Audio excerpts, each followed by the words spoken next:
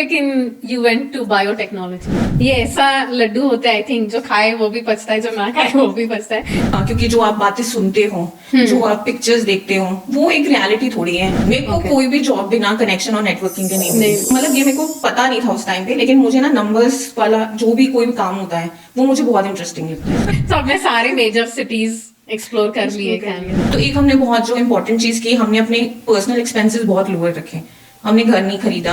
आपका जो आसपास के लोग हैं, everybody is having kids, everybody is having their house, और आप पढ़ रहे हो उस टाइम पे। बट देन जनवरी में माय मॉम पास। बट आप प्रेग्नेंट थे उस टाइम पे? I was 6 months pregnant. Were you able to go to India? No. Yeah and it's difficult, right? Yeah तो जब औरतें एक्नॉलेज करती है कि yes it happened to me, ये सबको पता चलता है कि दिस इज ट्रू, ये होता है लोगों के साथ। और प्रेग्नेंट थी, हम टिफिन सर्विस लगाते थे। एक आंटी थी, बहुत अच्छा खाना बनाते थे पूरा घर का। मैं उनसे भी बंद करवा दिया डर के कि बच्चे को कोविड ना हो जाए, तो खाना भी खुद बनाना। I still remember Neha, May 6th I delivered and May 7th I came back home and I was cooking. जब ऑप्शंस ही नहीं होंगे तो you have to do it. तो मेरे को भी कोई भी बोलता अरे आपने ऐसा किया, भाई मेरे पास ऑप्शन नहीं था, मेरे को वो खत्म करना था। Quitting was not my thing. Day 1, Day 2 और Day 3, और आपको तीनों दिन पास करने हैं in order to become a CPA।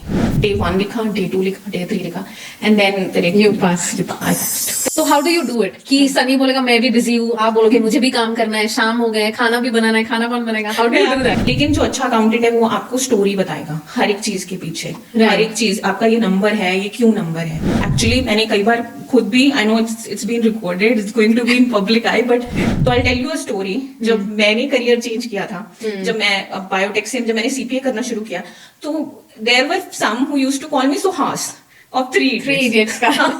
तो वो कहते थे कि अगर वो बैंक में ही काम करना था तो इंजीनियरिंग क्यों की। लोगों को भी बोलती थी उस टाइम पे, अगर कोई सेम सिचुएशन में होता था, कि 1 day at a time, do not think about कि कल क्या होना है, परसों क्या होना है, या 1 महीने के बाद मेरा फ्यूचर कैसे होना है। आज की जो हमारी गेस्ट है, उनका journey has been truly of resilience and reinvention. Lovepreet ने इंडिया से अपना इंजीनियरिंग किया था इन बायोटेक्नोलॉजी, एंड फिर वो Canada I to study as an international student. And Canada is known as land of opportunities.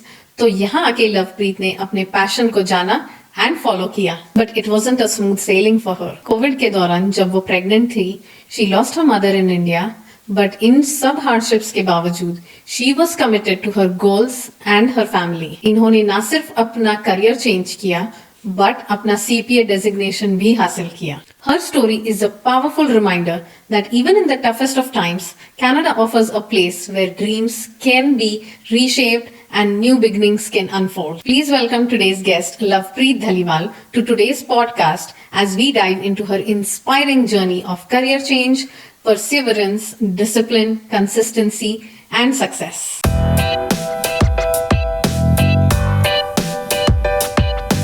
आपके इंडिया के जर्नी से स्टार्ट करते हैं कि education, schooling, where were you born and raised? So basically born and raised in a small city called Hoshiarpur. Hoshiarpur Okay. Punjab में एक छोटी सी city है। अच्छा। वेरी फेमस, छोटी है, बहुत फेमस है। मतलब मैंने लुधियाना, जलंधर, अभी ये 2 सिटीज मेरे को याद हो गई है। ये बिल्कुल जलंधर के पास है। अच्छा, के पास okay. है। तो बॉर्न रेस्ड देयर, स्कूलिंग भी वहीं से हुई है, होशियारपुर से ही। तो जैसे ही मेरी स्कूलिंग 12th खत्म हुई, फिर मैं जलंधर मूव हो गई थी। नॉट मतलब हॉस्टल में, क्योंकि मैंने यूनिवर्सिटी वहाँ से शुरू किया। तो वहाँ पे मैंने बायोटेक्नोलॉजी इंजीनियरिंग किया 4 साल के लिए। क्या सोच के लेकिन you went to biotechnology? I think बहुत सारे रीजन थे बायोटेक लेने के। पहला तो मैंने 12th किया था अपना मेडिकल में।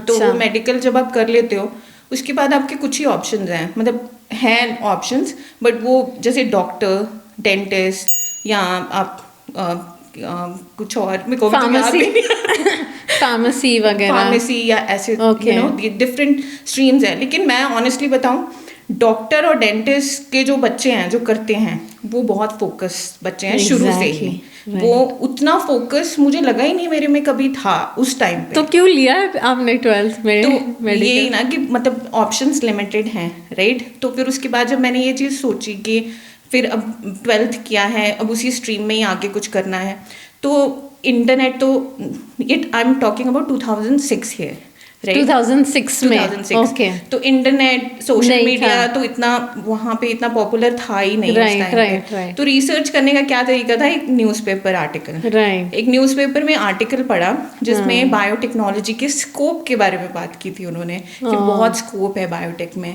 तो फिर मतलब you can, which is true actually, scope तो है उसमें, लेकिन उसी को देख के मैंने वो बायोटेक किया था। अच्छा। कि वहाँ आप फार्मेसी रिसर्च में जा सकते हो, रिसर्च डेवलपमेंट्स, कुछ you know DNA testing, genetics engineering, तो बहुत ज़्यादा अट्रैक्टिव फील्ड लगा कि Right, ये right. चीज़ करनी चाहिए। तो फिर then I started searching for colleges कि किस में ये मिलता है। तो जलंधर में मुझे ये बायोटेक इंजीनियरिंग मिला, क्लोज टू फैमिली भी हो गया, although I was in hostel, लेकिन Right. फैमिली के क्लोज हो गया। तो फिर वहीं पे 4 साल बायोटेक इंजीनियरिंग की 2010 तक 2010 तक, एंड अच्छा। Then I move to Canada उसके तो बाद। कनाडा आना पहले से डिसाइडेड था या कैसे कनाडा जाना है? कनाडा, अगर आप पंजाबी से पूछ रहे हो, आप पंजाबी से पूछ रहे हो तो ये तो हमारा बचपन का ड्रीम है, Right. कनाडा आना। तो अच्छा। हमारा ये तो मतलब बचपन, ये एक माइंडसेट है। राइट मतलब अब तो इंडिया में भी जैसे बहुत सारे स्टेट्स के आपको यहाँ पे लोग देते हैं, लेकिन पंजाब के लोग Right. मैक्सिमम है यहाँ पे। Right. तो हमारा ये है, see I love your honesty. Yes ये है हमारा कि हमने 12th कर ली तब आएंगे, या फिर हम यूनिवर्सिटी के बाद आएंगे, लेकिन आएंगे हम हाँ, कनाडा। कनाडा आएंगे। और एक और ऊपर से ना हमारे घर में एक इन्फ्लुएंस बहुत था। मेरी जो एक्सटेंडेड फैमिली है वो सारी कनाडा में थी। मैं 6th ग्रेड में थी जब मेरे ग्रैंड पेरेंट्स कनाडा में मूव हो गए थे। मेरे 2 चाचा कनाडा, मेरे दोनों बुआ, तो सिर्फ मेरे पापा की फैमिली जो हम लोग थे वही थे वहीं पे, और मेरी मम्मा की साइड की फैमिली वो इंडिया में थी।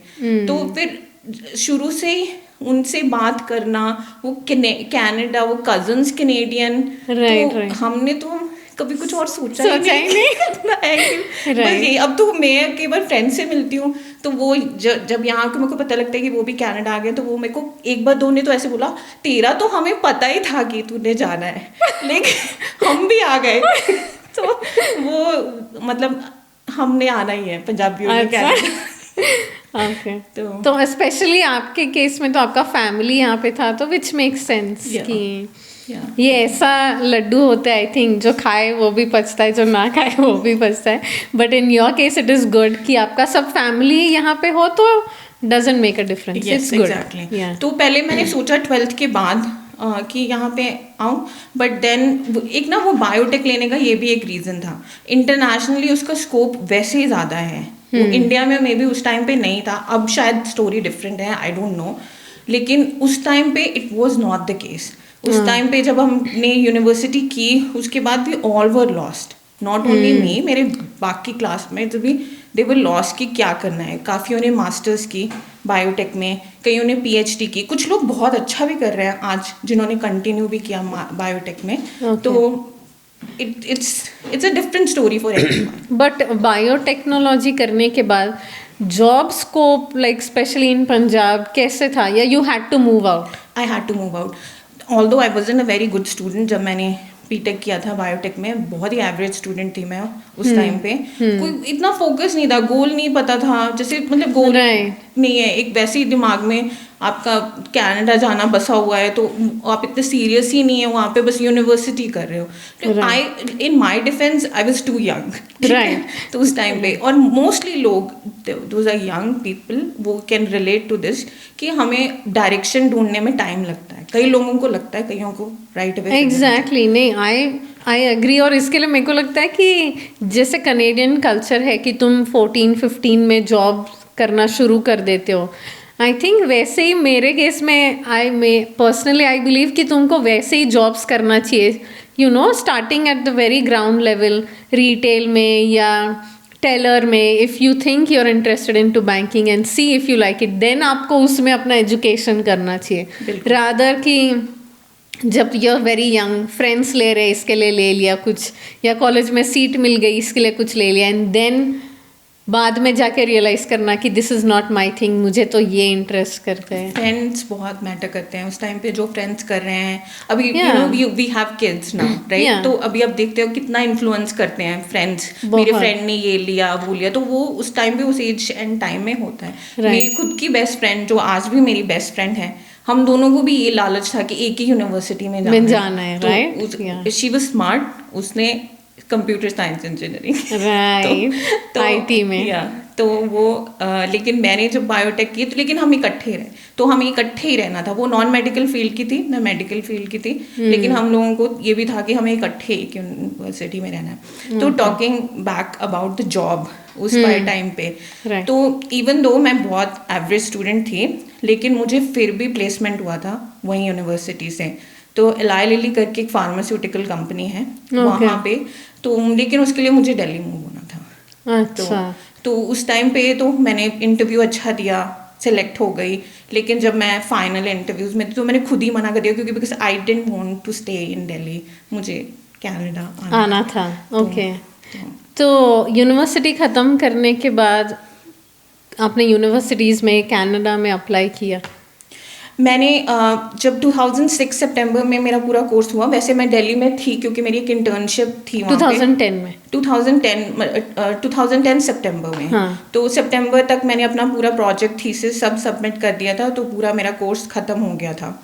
उसके बाद मैंने फिर अपने यहाँ पे कॉलेजेस अप्लाई करने शुरू किए। तो मुझे एक पोस्ट ग्रेजुएट डिप्लोमा प्रोग्राम था बिजनेस मैनेजमेंट में, तो उसमें मुझे एडमिशन मिला और मैं यहाँ पे 2010 दिसंबर में कनाडा आई। अगेन आपके फैमिली ने आपको हेल्प किया होगा यूनिवर्सिटीज़, क्योंकि अभी भी मुझे अगर ऑस्ट्रेलिया मूव होना है और यूनिवर्सिटीज़ ढूंढना है, इट इज़ वेरी इजी कि मैं गूगल पे जाके या एजेंट से मिल लूँ। How did you look for universities की कौन से यूनिवर्सिटी में, कौन से प्रोविंस में मुझे अप्लाई करना है? ये मैंने जब 2000 मतलब जो फैमिली है 2010 में, जब मैंने, मेरी फैमिली का इन्फ्लुएंस ये था कि मुझे सिटी कौन सी चूज करनी है। हाँ, तो they help you in choosing कि जैसे मेरे बुआ के पास मुझे जाना था, तो मुझे ये पता था कि टोरंटो में ही मुझे कुछ ढूंढना है।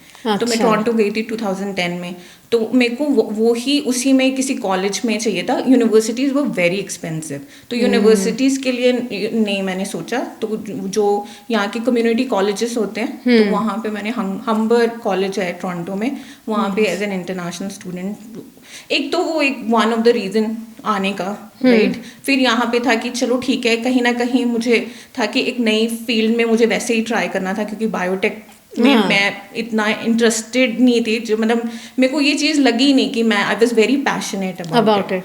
तो मेरे को लगा ही नहीं कि उसमें मुझे कुछ मज़ा आ रहा है करने में, जैसे वो 3 इडियट्स में मतलब कुछ सीखने को मिलेगा, ऐसी फीलिंग नहीं आई। तो फिर मेरे को वैसे ही करियर चेंज मेरे को उसी टाइम पे मेरा डिसाइडेड था। तो जब मैंने अपने ये कनेडियन कम्युनिटी कॉलेजेस में एक्सप्लोर किया, तो ऑब्वियसली टोरंटो ही मुझे आना था, क्योंकि फैमिली का रीज़न था एक। तो फिर मैंने अपना हम्बर कॉलेज में एडमिशन अप्लाई किया। बट आप कॉलेज में एडमिशन मिलने से पहले आए थे यहाँ पे? नहीं, सीधा एडमिशन लेके only then you moved here? It's very easy in Punjab. वहाँ पे इतने सारे आइल्स के वो हैं, इमिग्रेशन वीजा अप्लाई करने के लिए, you will find it every nook and corner there. Right. So it's very easy कि आप वहाँ से कर सकते हो। लेकिन जिन लोगों ने मेरा अप्लाई किया था, उनके साथ मैंने थोड़ा कभी कभी पार्ट टाइम काम किया था। मैं बीच में जैसे आइल्स पढ़ाने चले जाती थी, इंग्लिश पढ़ाने चले गए वहाँ पे समर में 1-2 महीना। तो मेरा वैसे उन लोगों के साथ कनेक्शन था, तो उन्होंने जितना गाइड किया उन्होंने ही किया, और फिर मैं यहाँ पे आई। तो जैसे यूजुअली लोग आते हैं, उनको कनाडा का बहुत कुछ नॉलेज नहीं होता, एंड देन दे मूव, और यहाँ पे आके उनको कनेडियन कल्चर के बारे में, कल्चरल शॉक्स, वेदर, सब कुछ आने के बाद पता चलता है। इवन इन माई केस है ना, मुझे इतना आइडिया नहीं था, बस मैं मूव हो गई, उसके बाद I got to know everything. आपके लिए, बिकॉज आपका फैमिली यहाँ पे था, आपको स्टिल कोई कल्चरल शॉक्स थे कि यार ये मुझे नहीं पता था, या लगे ये तो मुझे पता है, सब पता है? कल्चरल शॉक तो होगा ही फॉर श्योर, 100% था। क्योंकि जो आप बातें सुनते हो, जो आप पिक्चर्स देखते हो, वो एक रियलिटी थोड़ी है। वो मतलब जितनी आप उनकी बातें सुनते हो, वो उसमें they will give their life story, right? Right. आपको अभी पता ही नहीं है कि मतलब जब मैं यहाँ पे आई सबसे पहले कल्चरल शॉक तो जब आप टोरंटो पियर्सन एयरपोर्ट के बाहर निकले दिसंबर 2010 में, जो कोल्ड वेदर वाला Right, शॉक था, right, वो सबसे right. पहला था कि यार मतलब ठंड होती है एग्जाम पंजाब में तो फिर भी ठंड होती है, हमारे यहाँ तो कोई ठंड नहीं, हम तो पूरा 26 degrees all round the year रह के Yeah. फिर ठंड में आए कि लाइफ में पहली बार ठंड देखा क्या होता है। तो कुछ चीज़ें तो ऑब्वियसली इन्फ्लुएंस था उनका, उन पता था कि ऐसे होती हैं, लेकिन कुछ क्योंकि एज एन इंटरनेशनल स्टूडेंट वो लोग सिटीजन हैं, वो लोग परमानेंट रेजिडेंट हैं यहाँ पे, आपकी life as an international student वो चैलेंजिंग रहेगी, चाहे आपकी फैमिली हो चाहे आपकी फैमिली ना हो, क्योंकि आपके स्ट्रगल्स बिल्कुल डिफरेंट हैं उनके स्ट्रगल्स के। That's true. हमें जैसे वो बोलते हैं हमने जहाँ से स्टार्ट करना है वो ऑलरेडी वहाँ तक तो एटलीस्ट अभी तो पता ही नहीं, हम तो इंटरनेशनल स्टूडेंट हैं, फिर वर्क परमिट लेना है, फिर पीआर लेना है, तो वो Right. मेरी स्ट्रगल उन्होंने देखी ही नहीं क्योंकि वो Right. आए ही फैमिली सीधा, स्पॉन्सरशिप में right, थे, right. तो उनका वो उन्होंने स्टूडेंट लाइफ नहीं देखा, उन्होंने उनकी खुद की स्ट्रगल रही है। That is a different, PR का आने का struggle is different, international students का डिफरेंट ही होता है। एग्जैक्टली। तो वो ऐसे ही है कि कुछ चीज़ें पता थी करनी है, कुछ सपोर्ट थी, जैसे मेरे बुआ ने मुझे इनिशियली बहुत सपोर्ट किया, पहले वो मुझे खुद ड्राइव करके भी जैसे कॉलेज छोड़ते थे, फिर इवेंचुअली उन्होंने मुझे जैसे बस रूट बताने कैसे जाना है, तो मेरे बुआ रहते थे ब्रैम्पटन में और कॉलेज था टोरंटो के पास, तो मेरे को 3 बसेस चेंज करके जाना था, तो वो सब कुछ फिगर आउट करना, उसके बाद ठंड में आना, ठंड में जाना, स्नो में Right, वो स्टॉप पे difficult खड़े होता है, रहना, right, तो right. वो एक अपनी स्ट्रगल है, लेकिन I am good, I went through that, क्योंकि जब आप इंडिया में थे ना, आप ऐसे गोल के बिना घूम रहे थे, तो ये चीज़ें आपको एक्चुअली में इंसान बनाती हैं। Right, agree. ये आपको एक्चुअली में बताती है कि life is not easy, Exactly, and now it's time to grow up, yeah. Exactly, it's time to grow up, that's Yeah. Right, yeah. तो how long was this course जो आपने लिया था हम्बर में? 2 years, 2 years. 2012 अप्रैल में ख़त्म हुआ था ये। अच्छा। लेकिन एक और इसमें सबसे इंटरेस्टिंग बात है कि जो इंटरनेशनल स्टूडेंट मुझे मिले वो इंस्टेंट कनेक्शन थे, सबका Right. सेम ही इशू था, सबकी सेम ही प्रॉब्लम थी, आगे फ्यूचर प्रॉब्लम्स भी सबकी सेम ही थी, वर्क Right. परमिट कैसे लगाना Right. है, पीआर कैसे लेनी है, तो वो आज भी फ्रेंड्स हैं। हाँ, एग्जैक्टली। तो वो एक फन भी था, स्ट्रगल भी था, फिर और जॉब्स करनी, Yeah. जो आपने और जॉब, एक I started as a server एक इंडियन रेस्टोरेंट में, फिर उसके बाद मैंने कार वॉशिंग भी की, फिर उसके बाद एक ट्रकिंग कंपनी थी, उनकी इनवॉइसिंग करनी, एक मैकेनिक शॉप में एज अ रिसेप्शनिस्ट काम करना, तो बहुत सारे जैसे काम किए। सिटी ऑफ टोरंटो के साथ भी अपॉर्चुनिटी मिली काम करने की wow. As an international student ambassador, तो अच्छी चीज़ें बहुत हुई, बुरी चीज़ें हुई, तो बट सब कुछ it is all experiences and it helps you अभी जब आप एक्चुअल में ग्रो कर जाते हो, राइट? एग्जैक्टली। बट आप आपके बुआ के साथ रह रहे थे उस 2 साल में पूरे time? See that is helpful, so much help, Yeah. right? But yeah, मैं ये on a personal level I want to ask you कि जो आपके इंटरनेशनल स्टूडेंट्स जो आपके फ्रेंड बने थे उस टाइम और आज जो आपके फ्रेंड्स बनते, mommy friends and work friends, do you feel like वो दोस्ती अलग है कि the people that you struggled with and you, है ना, जो इंटरनेशनल स्टूडेंट वाले जो दोस्त है वो आपके कोर दोस्त है कि यार you can share everything with them, but बाकी जो ग्रो अप होने के बाद जो आपके दोस्त बने होंगे यहाँ पे, those are mostly your formal friends की हेलो है ऐसा या नहीं? ये 100% ट्रू है। वो कोर दोस्ती क्यों है? क्योंकि उन लोगों ने आपको ना बहुत ही वनरेबल पोजीशन में देखा है, Right. जब आपके पास कुछ भी नहीं था, Right. जब आप लिटरली एक टीटीसी टोकन के लिए लड़ते देखा है आपको। तो आज भी मेरे कुछ फ्रेंड हैं, वो मैसेज करते हैं, वैसे तो हाँ ठीक है तू जो भी बन गई है, लेकिन मैंने तेरे को टीटीसी टोकन के लिए लड़ते देखा है। तो Right. वो कोर दोस्ती आती ही जिसके सामने आप वनरेबल हो, जिसने आपको बहुत ही लो लेवल पे देखा है, उसके साथ कनेक्शन, और उन्होंने आपको बनते देखा है, आपने उनको बनते आगे देखा है, Right. तो वो फिर एक कनेक्शन जो है वो उस चीज़ से डिराइव होता है कि राइट नहीं, वो ये बिल्कुल सही है। जो मेरे अभी मॉम फ्रेंड्स बनते हैं उनकी भी स्ट्रगल डिफरेंट है, या क्योंकि- बट वो उस लेवल पे ही आप कनेक्ट करते हो कि यार ही is doing this, Yeah. Screen time बच्चों का, हाँ. Not like you can't call them कि यार I am just going through such a bad phase, you can't call them for that, right? I can only call either my best friend for this, my sister for this, या Yeah. फिर जो मेरे पुराने दोस्त दोस्त हैं थे। जो टोरंटो में बने थे। Right so because I have seen everyone, बहुत 90% लोग struggle with this social setting है जो भी कनाडा का, and I think being an international student सबसे बड़ा प्लस पॉइंट यही होता है कि you make those kind of friendships that last you for ever. Yeah but how was your experience at Humber college? Humber college में अच्छा experience था। थोड़ी सी पढ़ाई भी की, ऐसे नहीं है, पढ़ाई भी की, 3 दिन ही क्लासेस लगती थी, फिर जॉब्स भी की है, Part time jobs, right. Part time jobs भी की है। तो वो एक स्ट्रगलिंग एक्सपीरियंस है, जो कि मतलब बहुत मतलब मेरे को लगता है कि it was required in my life personally. मेरा एक्सपीरियंस ओवरऑल बहुत अच्छा रहा है। ओके, कॉलेज आपका जब ख़त्म हुआ 2 साल का कोर्स, तो ख़त्म होने तक you waited for like jobs के अप्लाई करना है, पीआर, या आपका पहले ही प्रिपरेशन स्टार्ट हो गया था कि यार अभी कॉलेज ख़त्म होने वाला है, what next, we need to be prepared? हाँ, तो जैसे ही कॉलेज ख़त्म हुआ, post graduate work permit apply किया। उस टाइम पे तो बहुत इजीली 3 साल का मिल जाता था अगर आपने 2 साल का कोर्स किया है। अभी मुझे सुनने में आता है कि थोड़ा डिफिकल्ट हो गया है, राइट? बट उस टाइम पे इट वाज गिवन कि आपने 2 साल पूरे कंप्लीट किए हैं कोर्स के, then you will get 3 years work permit. फिर जब आप 3 साल वर्क परमिट करते हो तो फिर आपको कोई जॉब उस अपनी फील्ड के रिलेटेड एनओसी कोड में होना चाहिए, वो तो उसके रिलेटेड जॉब करनी पड़ती है, राइट? पीआर मिलती तो है। आपका जॉब हंट शुरू हो गया था? एग्जैक्टली। तो फिर मैंने टोरंटो को, क्योंकि टोरंटो के रूल्स उस टाइम पे मुझे थोड़े से स्ट्रिक्ट लगे थे, तो मैं कैलगरी मूव हो गई। मैं मेरे दादी यहाँ पे, तो 2012 में यहाँ पे मेरे को एक एडमिन सुपरवाइजर की जॉब मिल गई थी एक ट्रकिंग कंपनी में। तो फिर वहाँ से मेरा PR. And that was through your connections?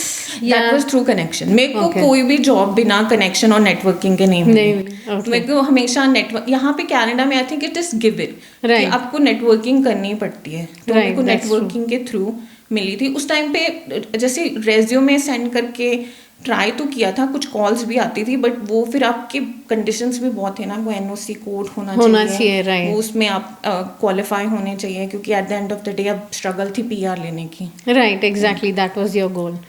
But Toronto से कैलगरी मूव होना, how did you like that? कि Toronto is a very different city than Calgary. Yeah vibe वो मिसिंग था यहाँ पे। तो what was your like?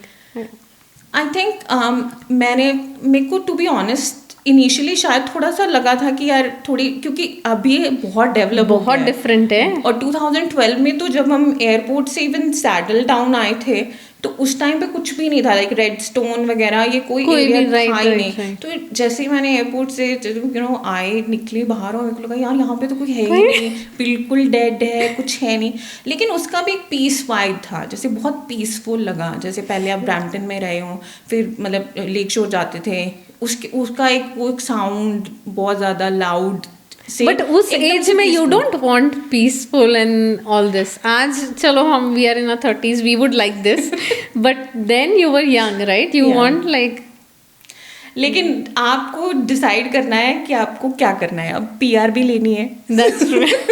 Priorities set होना चाहिए। तो प्रायोरिटीज उस टाइम पे पीआर थी, जो इसलिए कैलगरी को प्यार करना ही पड़ा। राइट।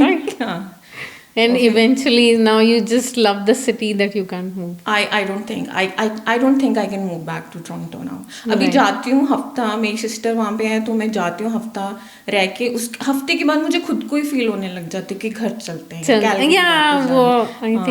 तो वो अभी वो फील आती है कि नहीं, अब Calgary is home, mountains, right, I can not leave them now. Right. तो जो आपको जॉब मिला था ट्रकिंग में, how long did you do that? I think 1.5 years. अच्छा। ईयर एंड हाफ किया था, फिर then I move back to Toronto, क्योंकि अच्छा। फिर then I got engaged and got married. But year and half job करने के बाद पीआर हो गया था या पीआर नहीं? मतलब प्रोसेस शुरू हुआ था, लेकिन बट आई डिडंट कंटिन्यू, क्योंकि मैं फिर मेरी मतलब I met you know my Sunny, partner, okay. तो फिर उसके बाद He was in Toronto? He was in Toronto, he was working in Toronto. तो अच्छा। मेरे को उस टाइम पे एक फीलिंग भी आई थी कि चलो, आई थिंक मैं शायद उस टाइम पे मेरे को टोरंटो वापस जाने की एक फीलिंग आई थी कि चलो इस बहाने में टोरंटो वापस भी चले जाऊंगी। तो फिर वहाँ से तो Okay. फिर then I तो moved here। At this point आप इंडिया से जब यहाँ मूव हो गए तब से आपका बायोटेक के साथ कोई कनेक्शन ही नहीं था? नहीं, Nowhere. बायोटेक थ्योरेटिकली रहा है, प्रैक्टिकल कभी नहीं मैंने उसमें काम किया। बट आपके दिमाग में भी नहीं था राइट कि उस एजुकेशन के बेसिस पे you want to do something या कुछ नहीं? नाउ बिजनेस कोर्स जो आपने किया था, आपको उसी around you wanted to do something? मेरे को पहले से ही कुछ जैसे इस मतलब ये मेरे को पता नहीं था उस टाइम पे, लेकिन मुझे ना नंबर्स वाला जो भी कोई भी काम होता है वो मुझे बहुत इंटरेस्टिंग लगता है, जिसमें बहुत सारे नंबर्स इन्वॉल्व हों, बहुत ज़्यादा मतलब यू नो एक स्प्रेडशीट हो। वो तो Excel आपको पसंद था? एक्सेल मेरे को बहुत पसंद था, अभी भी बहुत पसंद नहीं आ है। गया। तो अब वो मेरे को उस टाइम पे इतना पता नहीं था, लेकिन इवेंचुअली अगर मैं आप मेरे को पर्सनली पूछो मैं अपने पर्सनल एक्सपेंस कैसे मैनेज करती हूँ, मेरा घर का खुद का कैश फ्लो फोरकास्टिंग होता है। तो वो मेरे को जब मैं पहले भी ये करती थी ना, तो my husband suggested you know you should do accounting. अच्छा। तो एक उस टाइम पे मैंने सीरियसली नहीं ली बात ये कि अकाउंटिंग कर लूँगी, लेकिन he said like you know I think you are really good at it, I think you will really enjoy. और एक ना खुद भी था जब उस टाइम पे कि एक जब मेरा ये पीआर का प्रॉपर प्रोसेस ख़त्म हो गया, जब मेरा पीआर हो गया 2016 में, तो 2016 के बाद मुझे खुद को ही अपग्रेड करना था। बट आपका शादी कब हुआ? 2013। 13 में। And then you were now in Toronto only? No, we move to Vancouver. बहुत लंबी लाइक जैसे कह रहे हो कि बहुत लंबी रूट है विद सीनिक, बहुत सारे सीनिक व्यूज आएंगे बीच में। तो टोरंटो में नहीं, then my husband decided to move कि लाइक हम वैंकूवर चलते हैं because his family is closer there. तो सब पूरी फैमिली, एक स्मॉल टाउन है ओलिवर, वहाँ से ही basically born and raised there. तो फिर वहाँ से वैंकूवर पहले हम गए। वैंकूवर वाज वेरी प्राइजी, बहुत एक्सपेंसिव था right. उस टाइम पे, और I wasn't like working then. Right. फिर थोड़ी देर मैंने काम नहीं किया वहाँ पे, तो फिर हमें बहुत वो इनिशियली फाइनेंशियली हमें वो सिक्योर जगह लगी नहीं। Then we decided to move to Calgary, क्योंकि मैं ऑलरेडी कैलगरी में रह चुकी थी। मेरे को ये था कि कैलगरी में वो वाइब तो नहीं है जो होती है वैंकूवर और टोरंटो में, but Calgary has a different Calgary का मार्केट बहुत अच्छा था उस टाइम पे। Right. Job market was really oil and gas तब अच्छा था। या और क्योंकि my husband is also chartered accountant, तो उनके लिए तो बहुत ही इजी था यहाँ पे जॉब लेना। और बहुत अच्छी जॉब मिल गई वहीं पे वैंकूवर में बैठे बैठे। तो फिर we decided to move there. And you moved in Calgary in 2013 itself, December, November, December. Okay. Yeah. तो फिर ही तो आपने सारे मेजर सिटीज एक्सप्लोर कर लिए कनाडा के। बट सी ऐसे ही होता है, जौहरी को हीरे की परख होती है। So he knew that you are good at maths and numbers, so he suggested आप अकाउंटिंग करें। He suggested. मेरा ना एक कंप्लेन रहता था जब मैं ऐसे बैठती, मैं उस टाइम पे जॉब्स करती, जैसे कस्टमर सर्विस की जॉब कर ली, स्कोशिया बैंक में मैंने कॉल सेंटर में भी काम किया, फिर आईसीआईसीआई बैंक में काम किया। तो वो मेरे को उस टाइम ये सब आपने एज अ टेलर या एग्जैक्टली कस्टमर सर्विस एजेंट। तो उस टाइम पे मैं हमेशा ये बोलती रहती थी, यार you know I think I have this potential, very underutilize potential. मतलब ये यहाँ पे मेरे को ऐसा नहीं लगता कि this is it, right, this is what I will continue doing and इसी में ही आगे प्रोग्रेस करती रहूंगी। तो आई यूज्ड टू कंप्लेन। मेरे को कंप्लेन इस चीज़ों पे जो मुझे अच्छा नहीं लगता, आई रियली कंप्लेन। ठीक है, तो मैं कंप्लेन उसमें करती थी कि यार आई डोंट थिंक कि मेरे को कुछ अपग्रेड करना है। और हमेशा ना एक माइंडसेट था कि एजुकेशन इज आवर वे।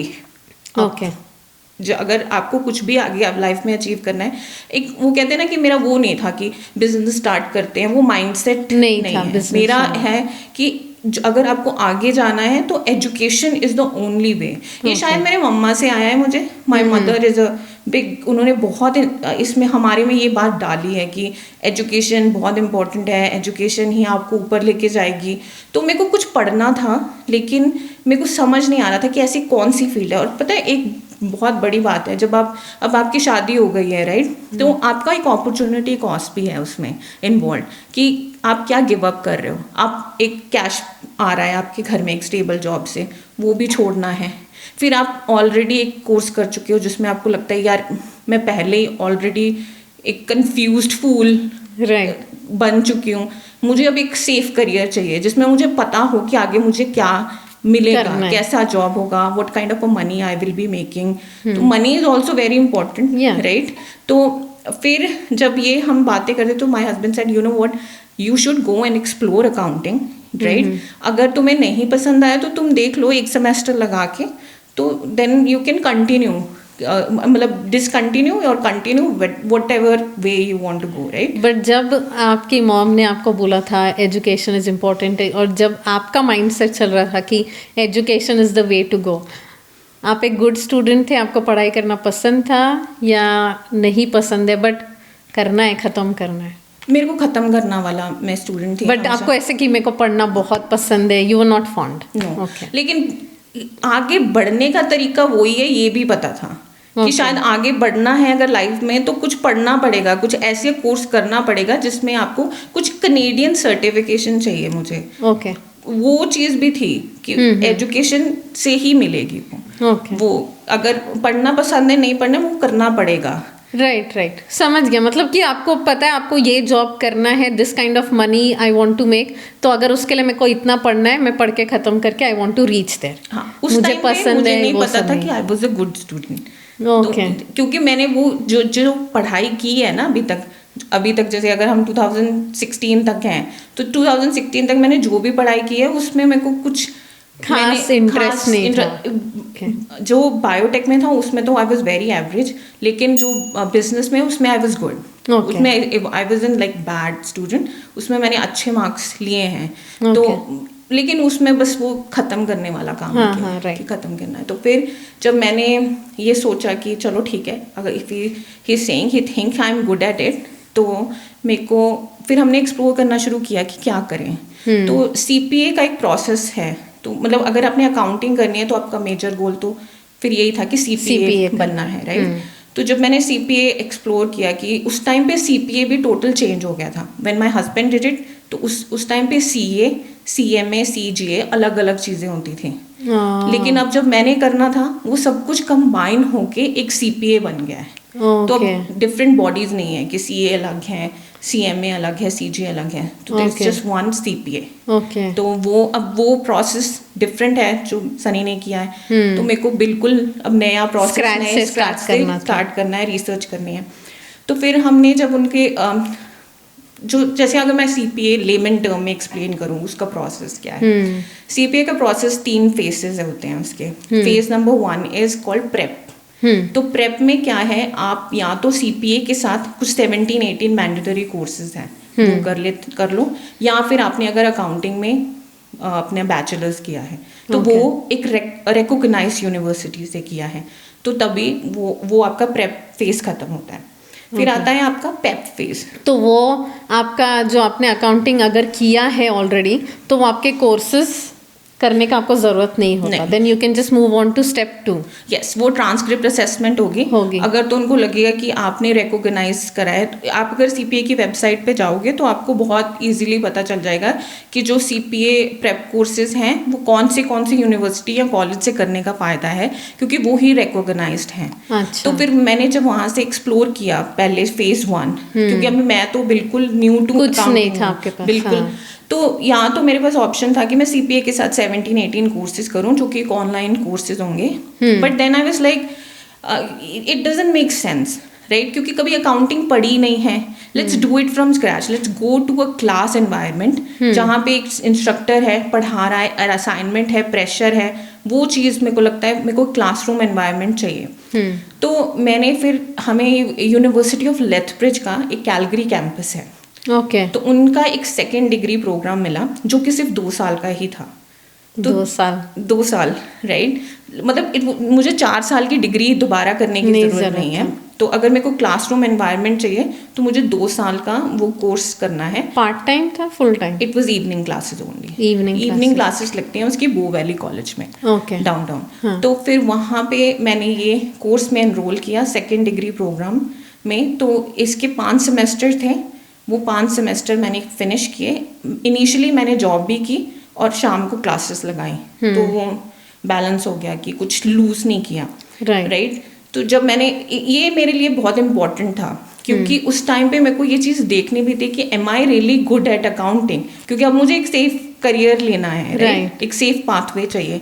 तो जब मैंने फर्स्ट सेमेस्टर लगाया, आई कैन टेल यू, मेरे को accounting I really loved it. मेरे को बहुत पसंद आया क्योंकि जो यूनिवर्सिटी ऑफ लेथब्रिज में जो इंस्ट्रक्टर्स हैं ना, वो बहुत ही वो सेशनल इंस्ट्रक्टर्स होते हैं जो यूनिवर्सिटी ऑफ कैलगरी के प्रोफेसर्स हैं जो इवनिंग क्लासेस लगाते हैं।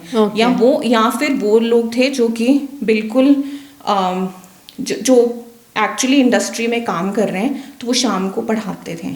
तो उन लोगों ने इतना अच्छा बेस बनाया मेरा, and I started liking it. तो फिर मैंने पूरा 5 सेमेस्टर का कोर्स किया एंड फिर मेरे को पता चला I was really good student, और मैंने डिस्टिंक्शन से वो सेकेंड डिग्री पास की। कांग्रेचुलेशंस। बट ये जो आपने 2 साल का किया, ये करके आपका स्टेप 1 ऑफ CPA जो 17-18 कोर्सेज का है स्टेप 1, वो आपका ख़त्म हो गया। And which year was this? 2016 से लेके 2018 तक आपने ये ख़त्म कर दिया स्टेप 1। ओके। तो इससे मेरे को एक तो इस डिग्री मिल गई, एक्स्ट्रा एडिशनल डिग्री मिल गई। जब मैंने ट्रांसक्रिप्ट असेसमेंट करवाया तो मेरा स्टेप 1 बिल्कुल क्लियर हो गया CPA के साथ। दूसरा, मेरे को डिस्टिंक्शन स्टूडेंट मिली, बहुत स्कॉलरशिप मिले, बहुत कॉन्टैक्ट्स बने वो प्रोफेसर्स के साथ। वो जितने लोग बच्चे और आते थे काम पे, आज वो डिफरेंट बिग फोर्स में काम कर रहे हैं। वो कनेक्शन, नेटवर्किंग, मेरे को लगता है it was the best decision of my life कि मैंने ऑनलाइन खुद पढ़ने से अच्छा क्लासरूम एनवायरनमेंट चूज किया, राइट? तो वो कनेक्शन और वो जो प्रोफेसर्स के साथ बात की, उन्होंने जो गाइडेंस दी वहाँ पे, वो वाज वेरी वैल्यूएबल। बट मेरे को ये भी पूछना है, हाउ वाज द कॉस्ट ये कोर्स का? What was the pricing? How did you fund this course?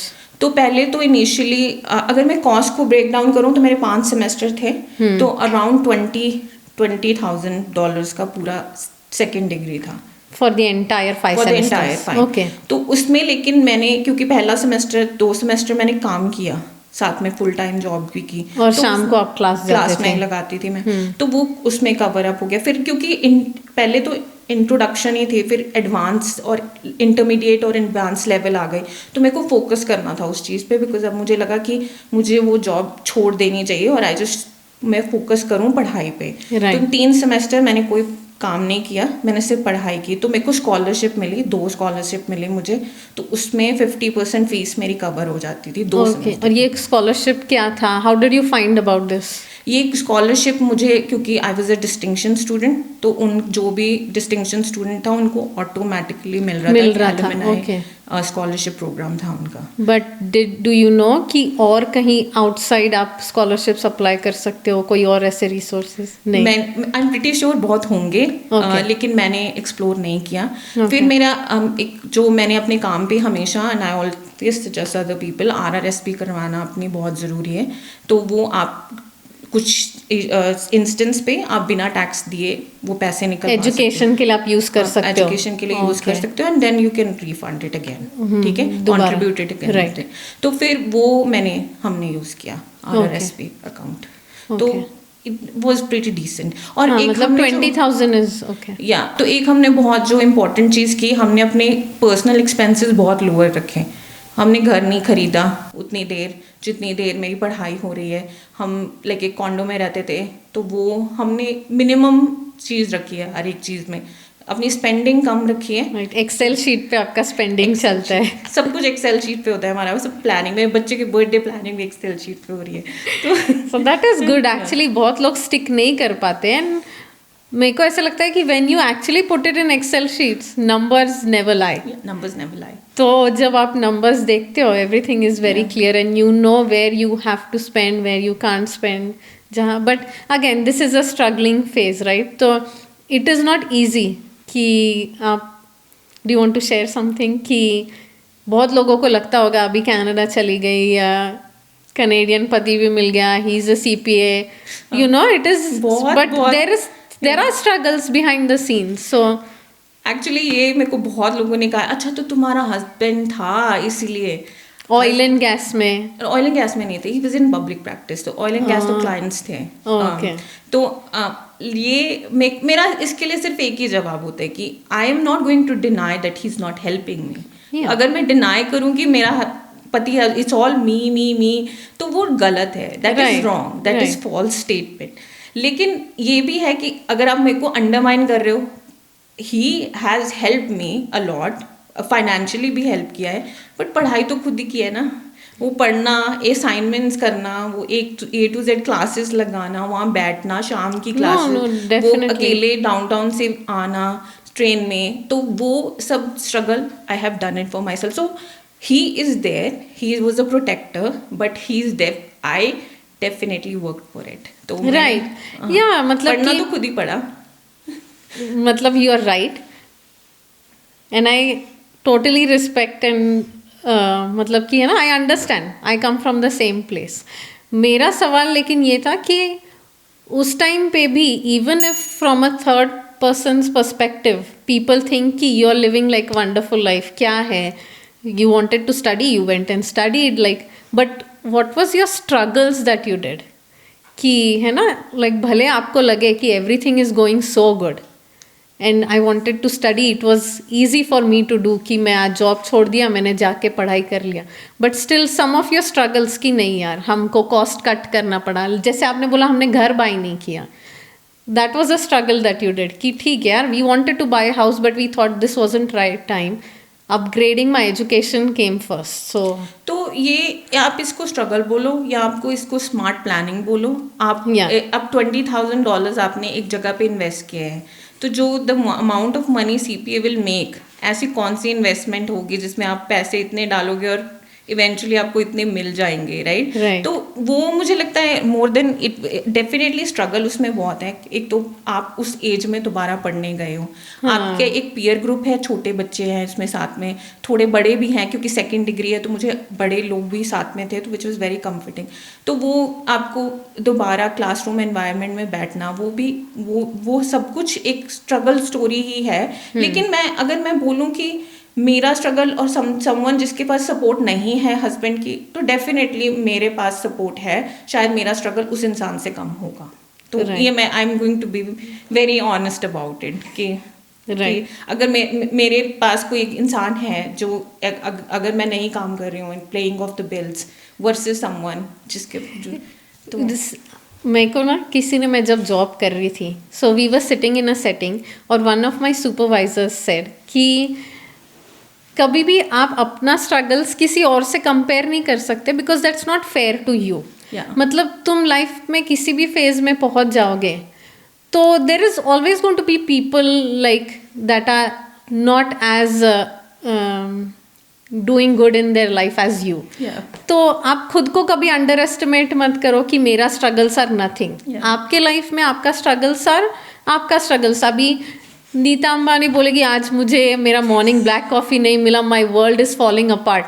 It is fine, it is her struggle. अभी मुझे पूरा जिंदगी ना मिले black coffee, I am fine, but she is right in her own place. जैसे अनन्या पांडे का struggle है, I understand कि करण जौहर के शो में नहीं जाना is a struggle for her, क्योंकि all her peers are getting invited, तो शी इज लाइक टोटली बहुत सही बात है ये नेहा. बट जो आप जैसे आपको क्वेश्चन है कि लोग ऐसे बोलते हैं इसको इजी आ गया है, इसको इजी मिल गया, तो वो तो कंपेयर ही कर रहे हैं ना मुझे किसी के साथ.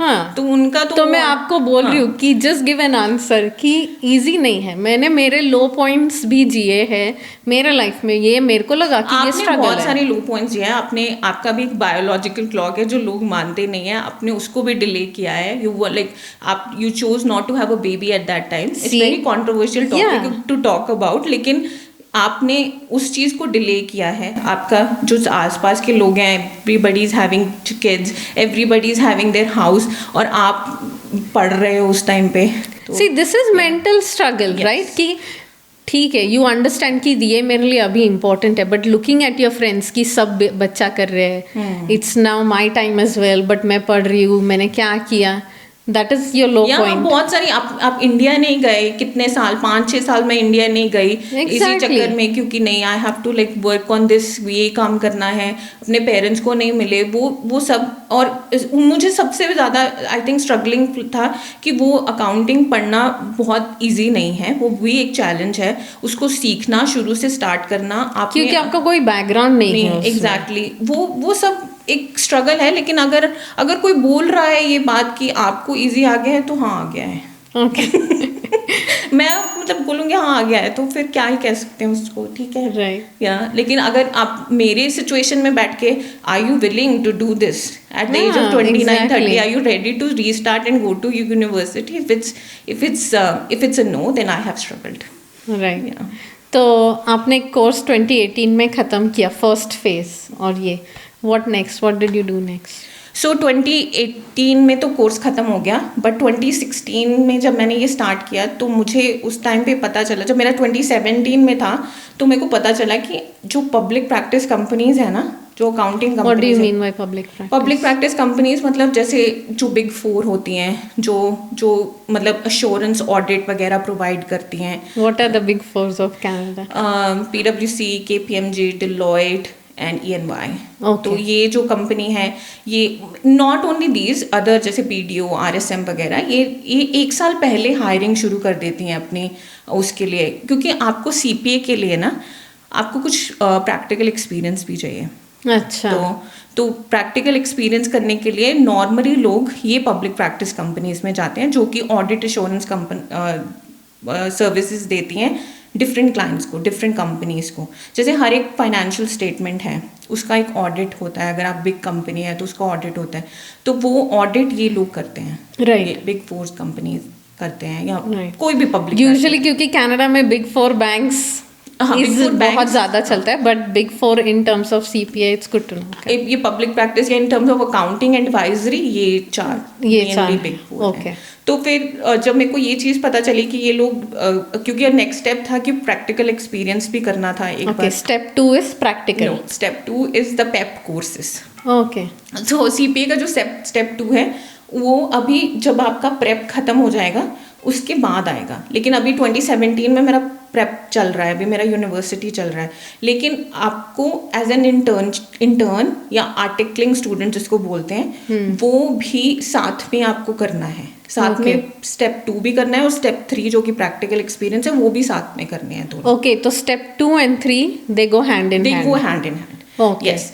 तो फिर जब मेरे को पता चला कि ये लोग ऑलरेडी साल पहले हायरिंग करते हैं, तो देन फिर मैं उनकी वेबसाइट्स पे गई, वेबसाइट पे जाके उनकी नेटवर्किंग इवेंट्स होती हैं, तो मैंने वो नेटवर्किंग इवेंट पे रजिस्टर किया।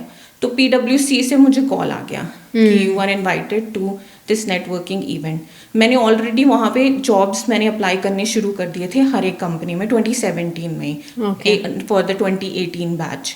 Okay. तो वहाँ पे फिर जब मैं नेटवर्किंग इवेंट में गई, वहाँ पे मैंने HR वगैरह सबसे बातें की, you have to sell yourself, share your stories. तो वो जब मैंने स्टोरीज वगैरह शेयर की, अपना बताया कि I went back to university, मैंने ये मतलब and I am this student, मैं ऑलरेडी GPA मेरा 3.94 है, तो डिस्टिंक्शन स्टूडेंट। तो आपको you have to keep on saying that and you know talk about that. उनका फिर आपको उनका वो कार्ड लेना पड़ा, बिजनेस कार्ड लिया। तो फिर आप you follow that step, reach out, and then फिर मेरे को इंटरव्यू कॉल आ गया PwC से। ओके, एंड आपको आर्टिकलिंग मिला वहाँ पे? फिर मेरे को PwC से पहले एक सीनियर मैनेजर इंटरव्यू, फिर उसके बाद पार्टनर इंटरव्यू था, और उसके बाद मेरे को वहाँ पे जॉब मिल गया। 2017 में ही I was already having a job कि 2018 खत्म स्टार्ट होगा ये कोर्स के बाद, you can start this job. Okay, तो आपने जॉब स्टार्ट किया 2018 में, फिर मैंने जॉब स्टार्ट किया। तो पढ़ाई आपने किया और practically working for PwC, how was the your that experience कि यार पढ़ना तो इजी था बट ये actual application was it still were you enjoying? तो जो PwC है वो उसमें पहले तो मेरे को वो यकीन ही नहीं आया कि मतलब मेरे को लिटरली बिग फोर में, क्योंकि कहाँ एक बंदा जो बिल्कुल पता ही नहीं उसको करना क्या है, फिर वो ऐसे ही तुक्का मार के चलो कर लेते हैं, कर लिया, फिर उसके बाद उसको बिग फोर में जॉब मिल गई। तो ये मेरे को लगता है कि पहले तो मैं I was very very excited कि मेरे को मिल गई। तो वो मिल गई है कि कदर भी बहुत थी। तो इनिशियली तो बहुत मेरे को बहुत मैंने सीखा, बहुत कनेक्शंस बनाए वहाँ पे। ऑडिट अगर आप ये बोलो कि जो पढ़ाई की और वो था, जब आप इंटर्न करते हो आपका काम इतना हैवी नहीं होता, तो आपके उस टाइम पे आपको लगता है कि ये भी चैलेंजिंग है, लेकिन when you think about it वो इतना हैवी नहीं था। तो अभी आपका इतना एक्सपीरियंस के बाद now you think that was easy? That was easy, initially it was very easy. फिर जब बिजी सीजन आ गया तो फिर उसके बाद लगा कि अब ये तो 50-60 आवर्स काम करना पड़ेगा यहाँ पे, और क्लाइंट भी कुछ फाइनेंशियल सर्विसेज के क्लाइंट्स थे, तो कॉम्प्लेक्स क्लाइंट्स थे, चैलेंजिंग क्लाइंट्स थे। लेकिन पहला बिजी सीजन, क्योंकि हम लोग ट्रेनिंग में काफ़ी लोग इकट्ठे थे, वो मिलके एक दूसरे से पूछ करके ये हेल्प लेके सीनियर्स की हेल्प होती है वहाँ पे, बहुत ज़्यादा मैनेजर्स थे, तो वो कर के पहला बिजी सीजन खत्म किया। फिर उसके बाद थोड़ा मार्च के या अप्रैल के बाद थोड़ा वैसे रिलैक्स होना शुरू हो जाते हैं, तो फिर ये पढ़ाई भी होती है साथ में। तो फिर ये सेकंड फेज है जो कि पेप प्रोग्राम बोलते हैं उसको, CPA का। उसमें आपका पहले 2 कोर प्रोग्राम्स करने होते हैं, कोर 1 और कोर 2। तो पहले मैंने कोर 1 लिखा जैसे बिजी सीजन खत्म हुआ, फिर दिसंबर में मैंने कोर 2 लिखा। मतलब एग्जाम्स होते हैं इसके CPA के। तो फिर उसके बाद फिर आए इलेक्टिव्स, लेकिन बाय द टाइम इलेक्टिव्स आए तो उस टाइम पे आई वाज प्रेग्नेंट। तो फिर मेरे को लगा कि एक इलेक्टिव लिख लेती हूँ, 2 इलेक्टिव करने होते हैं, एक टैक्स और इंश्योरेंस में मैंने लिया था, तो मैंने लगा एक इलेक्टिव लिख लेती हूँ, फिर बाद में देखेंगे क्या होता है। बट देन जनवरी में माई मॉम पास्ड अवे। फिर उसके बाद जब मम्मा, वो 2020 आ गया अब, तो कोविड में तो लेकिन कोविड से पहले वो इंडिया में थे। तो was she sick? She was suffering from an autoimmune disease, 5 years हो गए थे, लेकिन हमें वो बहुत, उनका डेथ अनएक्सपेक्टेड था, क्योंकि हमें वो बीच में ठीक हो जाते थे और बीच में बिल्कुल नॉर्मल रिकवरी हो जाती थी। 2019 में she was fully recovered। तो फिर उसके बाद वो दोबारा आ जाता था। तो क्योंकि ऑटोइम्यून की प्रॉब्लम ये है ना, आपकी full recovery to be honest कभी होती नहीं है, आपको बस अपना लाइफस्टाइल वैसे मेंटेन करना है, क्योंकि आपका इम्यून सिस्टम अब कॉम्प्रोमाइज्ड है। तो 2019 दिसंबर में शी गॉट हॉस्पिटलाइज्ड और जनवरी 18, 2020 शी पास्ड अवे। तो फिर मेरा इलेक्टिव मैंने पोस्टपोन किया। बट आप प्रेग्नेंट थे उस टाइम पे? I was 6 months pregnant। Were you able to go to India? No. See, these are the struggles that I think no one talks about. Nobody. You can't go to. I know it. मैं पहले ही सोचा था कि this is going to be something emotional for sure. बहुत tough time था। 2020 is something I can never forget. Yeah, and it's difficult, right? Yeah. मैं honestly मैं emotional हूँ नहीं. I don't know why I'm crying, but जितना भी अच्छा life हो कनाडा में। या ये जो चीज़ें हैं, ये to be honest I am very thankful you are hearing this and acknowledging it.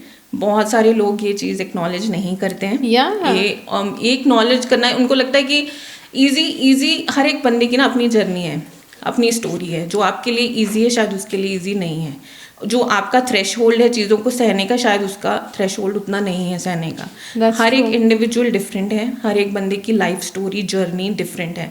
आपने करियर चेंज किया, आपने सब कुछ किया, लेकिन एक साथ में लाइफ भी चल रही है आपके, राइट? वो पेरेंट्स एज हो रहे हैं, उनसे मिलना नहीं हो रहा है, राइट? जैसे अब पापा हैं, अब आए हैं, वो एक बहुत मिक्स फीलिंग था। वो आए हैं, वो साथ में मम्मा भी आ सकते थे साथ में, राइट? लेकिन अब वो अकेले आए हैं। तो वो जब अब क्योंकि अब मैंने तभी मैं बोल रही थी इसके बारे में बात नहीं करेंगे, बट 2020 में जब मैं मॉम पास्ट अवे, तो एक चलो पढ़ाई तो आपकी बहुत दूर चले गई, राइट? Right. तो पढ़ाई तो आपकी बहुत ही लाइक नेक्स्ट लेवल, अब तो सोच भी नहीं रहे हो। आपको लोग ऐसे एडवाइस कर रहे हैं, रोना मत, रोना मत, क्योंकि वो बच्चे पे असर करेगा, राइट? तो वो मुझे, और डॉक्टर्स भी, you know, doctors are saying the same thing. तो आप 6 मंथ प्रेग्नेंट हो, आप अपने मम्मी को लास्ट टाइम देख नहीं सकते, ठीक है? Right. फ्यूनरल पे आप जा नहीं सकते, और ऑलमोस्ट वो चाइना से केसेस की बातें आपको सुनने को आ गई हैं ऑलमोस्ट उस टाइम पे। कोविड आ गया कोविड था। आ गया है, तो बिजी सीजन चल रहा है। चलो बिजी सीजन तो मेरे जॉब पे लोग बहुत हेल्पफुल थे उस टाइम पे, वो तो चलो अब जॉब पढ़ाई तो साइड पे रख दो, वो बट आप स्टिल वर्किंग थे उस टाइम पे? उस टाइम मैंने थोड़ी देर लीव ली थी, Okay. 2 वीक्स की मैंने लीव ली थी। तो क्योंकि ऑब्वियसली इट वाज, हम बहुत ही अनएक्सपेक्टेड डेथ था मम्मा का, Right. बहुत ही ज़्यादा अनएक्सपेक्टेड डेथ। तो क्योंकि हम लोगों को लगा, क्यों मम्मा हॉस्पिटलाइज हो जाते थे बीच में, लेकिन then she would come back again. लेकिन 2019 में she went and she never came back. तो लाइक Yeah. तो वो चीज़ जो है वो, मतलब आई हैव लिव्ड दिस, क्योंकि सेम मेरे फादर इन लॉ के साथ हुआ था। हम यहाँ जस्ट 2015 में मूव हुए, and same he used to always be hospitalize, मतलब he was sick from such a long time.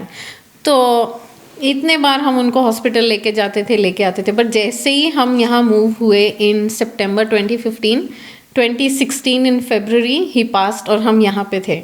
हम यंग थे तो हम we were still able to go, covid कुछ था नहीं, so we were still able to go for his last rites. बट मतलब आई हैव लिव्ड दिस, जो आप बोल रहे हो कि आई हैव लिव्ड दिस, कि इट इज़ डिफ़िकल्ट कि, और इतना थॉट्स आता है यार, you are like in your, अभी आप एडल्ट्स हो कि यार हमें वहाँ होना चाहिए था, या हम वहाँ होते तो क्या होता, एंड आप गिल्ट ट्रिप में ही रहते हो फॉर एवर।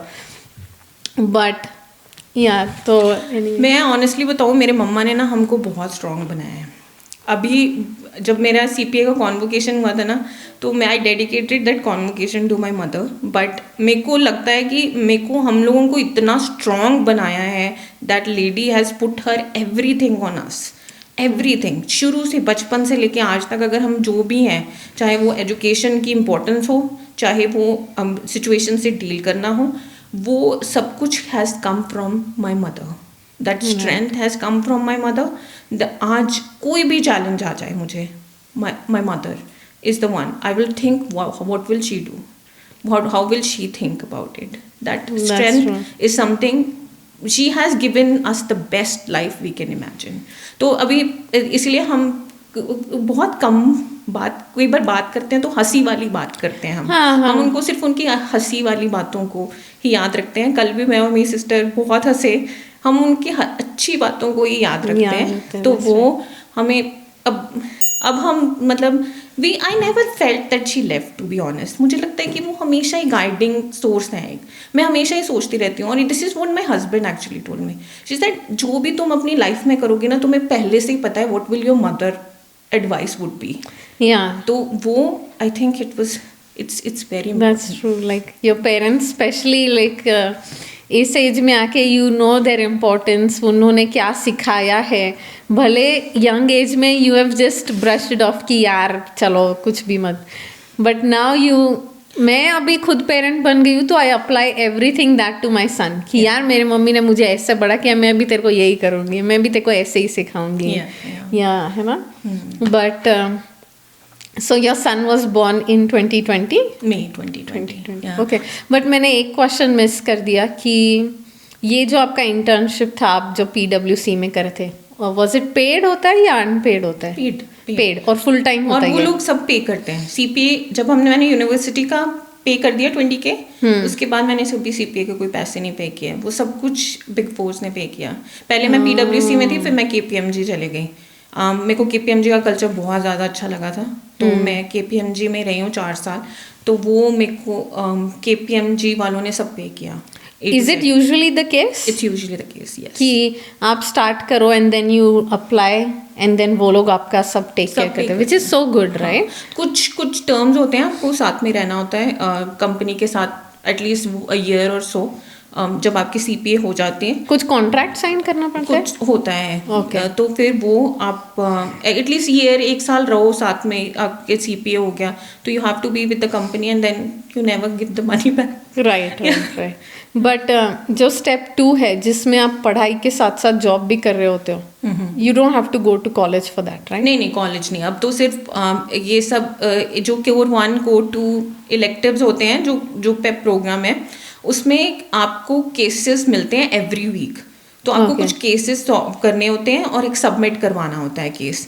तो हर हफ्ते का एक केस मिलता है आपको, बस वो केस स्टडीज हैं। अब Okay. वो आपको प्रैक्टिकल में लेके आ गया। CPA is all about practical. वो एक कंपनी दे देंगे, उस कंपनी की सिचुएशन बता देंगे कि इस कंपनी में ये प्रॉब्लम है, वो प्रॉब्लम है, ये फ्रॉड हो रहा है, वो हो रहा है, आप कैसे डील करोगे, कैसे ऑडिट करोगे, ऐसा इनका टैक्स इम्प्लीकेशन क्या है इस चीज़ का, फाइनेंस रिलेटेड अगर इनका नेट प्रेजेंट वैल्यू कैलकुलेट करना है, ये सब तो वो अब प्रैक्टिकल में कर रहे हैं हम सब कुछ। तो कोर 1 इज बेसिकली आप फाइनेंशियल अकाउंटिंग पढ़ रहे हो।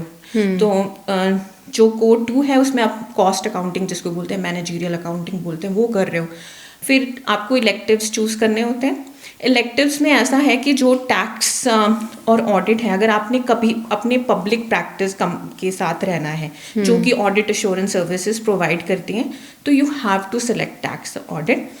अगर लेकिन आप इन हाउस किसी कंपनी के अकाउंटेंट बनना चाहते हो, इंडस्ट्री जाना चाहते हो, तो आपके पास और ऑप्शंस भी हैं। आप उनकी जगह फाइनेंस कर सकते हो, स्ट्रैटेजी गवर्नेंस कर सकते हो एंड ऑल दैट स्टफ। तो मैंने टैक्स और ऑडिट में किया था क्योंकि मैं कभी भी अपना वो बिग 4 का रूट बंद नहीं करना चाहती थी। ओके। क्योंकि वो एक स्टेबल जॉब आपको था। ओके।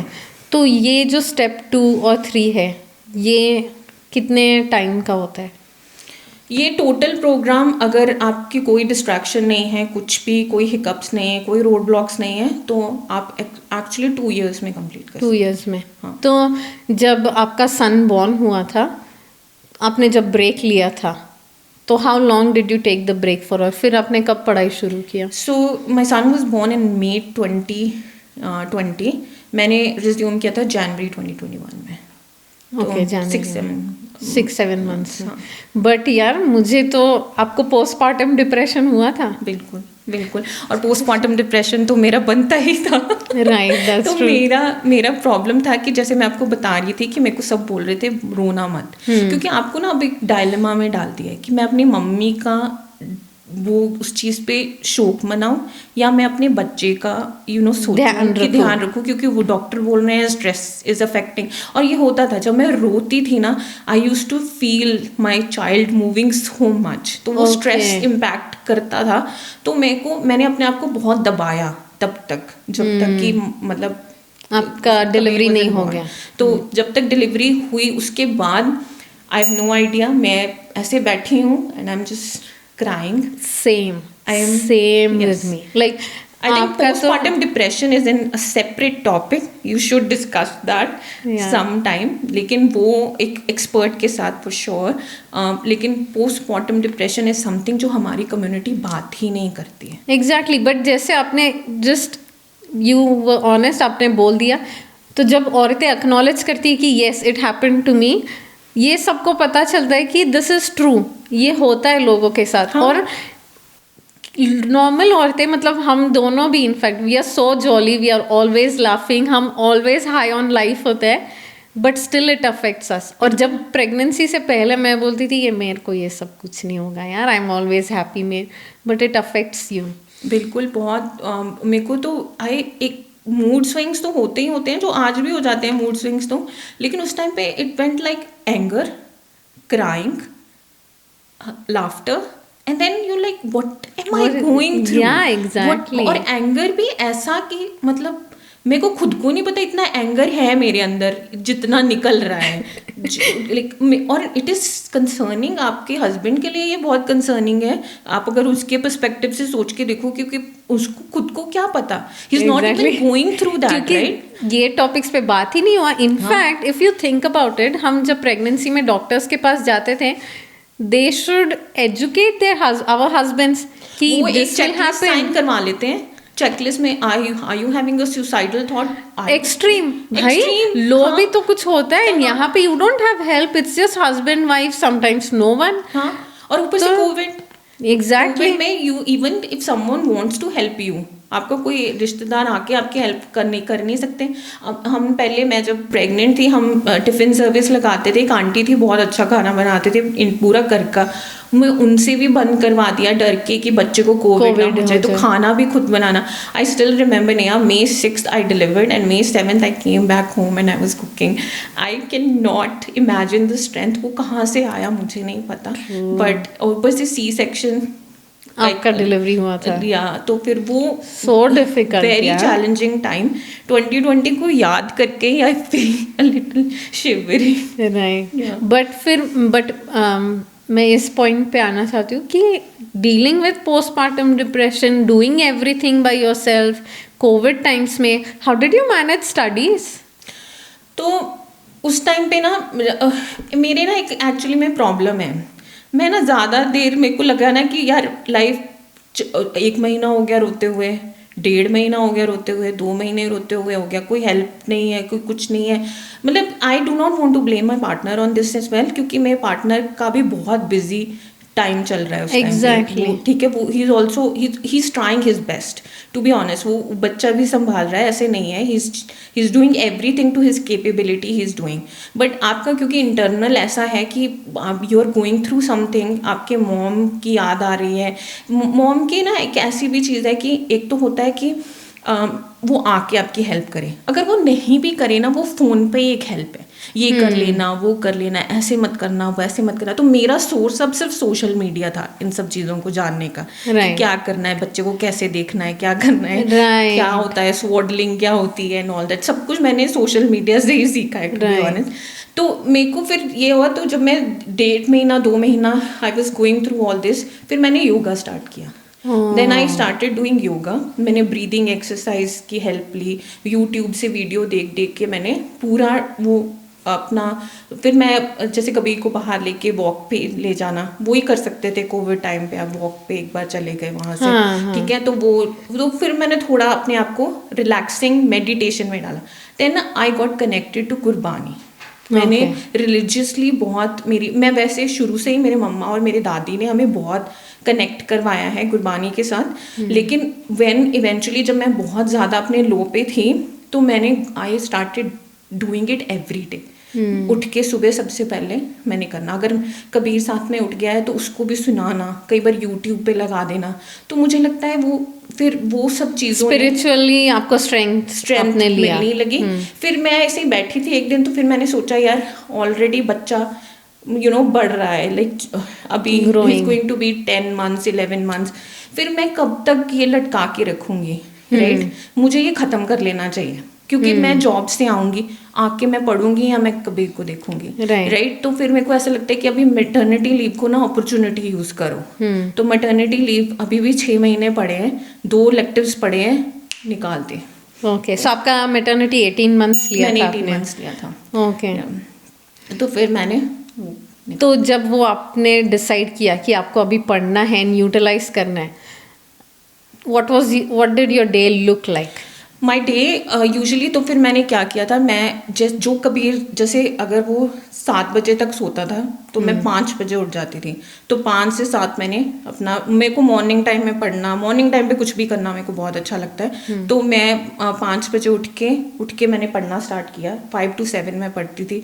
फिर उसके बाद कबीर उठ जाता था, कबीर के साथ खेल लिया। फिर मैंने उसका ना एक रूम बना लिया था, एक स्पेयर रूम था हमारा, वो पूरा उसका टॉय रूम और अपना स्टडी टेबल उसी में डाल दिया। वो कई बार खेलता था, उसका खेल के मेरे पास आता था, तो फिर वो खेल रहा है बीच में, साथ में मैं पढ़ रही हूँ, राइट? फिर मैं बीच में उसको भी देख लेती थी। मेरे को केसेस लिखने होते थे, तो वो केसेस करने के लिए तो इतना मेरे को ऐसे रटना नहीं था कुछ भी।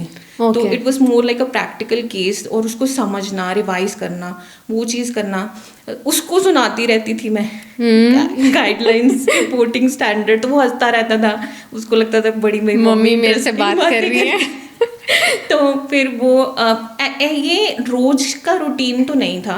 हाँ, कुछ अच्छे दिन थे जिसमें बहुत हो जाता था, कुछ वीकेंड्स में कई बार फिर सनी फ्री होते थे तो वो संभाल लेते थे, मैं वीकेंड पे ज़्यादा टाइम लगा लेती थी, तो ऐसे मिलजुल के कर बट लिया। खाना वाना सब आपको करना पड़ता था और डे केयर्स भी बंद थे तभी, डे सो केयर यू में तो डिड नहीं छोड़ा, एवरीथिंग। तब तक जब तक मैटरनिटी लीव पे थी तो नहीं किया, नहीं नहीं छोड़ा। भेजा उसको डे केयर Okay. में, तो अपने पास रखा।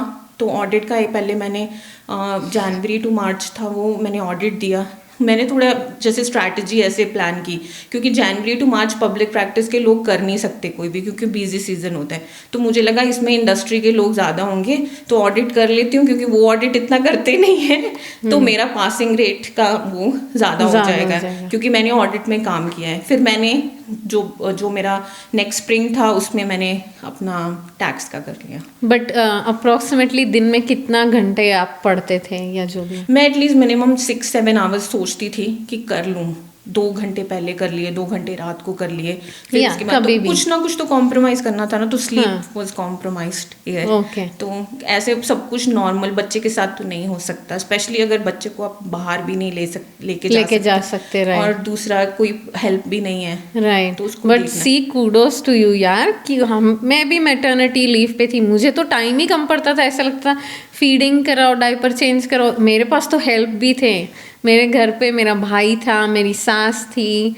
मेरे एक और नेफ्यू था, वो लोग सब मुझे इतना हेल्प करते थे, फिर भी ऐसे लगता था टाइम निकल गया, यू डोंट नो। बट आपने लाइक यूटिलाइज किया वो टाइम, पढ़ाई किया, और आप बोल रहे हो कि मैंने कुछ भी नहीं किया। See like No, that's you have done really- an amazing job.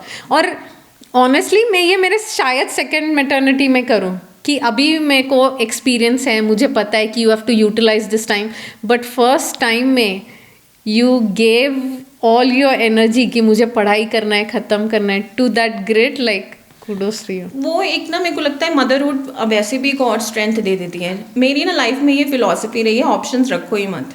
जब ऑप्शंस ही नहीं होंगे तो you have to do it. You have to do it. तो मेरे को भी कोई भी बोलता अरे आपने ऐसा किया, भाई मेरे पास ऑप्शन नहीं था, मेरे को वो ख़त्म करना था। Quitting was not my thing, क्योंकि मैंने ऑलरेडी इतना इन्वेस्ट कर लिया है उसमें, अब मैं काम भी कर रही हूँ उस चीज़ में। अगर मैं कब CPA ख़त्म ना करूँ, मेरी तो कभी प्रमोशन भी नहीं होगी, वो आगे तो अब जा ही नहीं सकते। अब हाफ वे डन करके खत्म, मतलब बीच में छोड़ना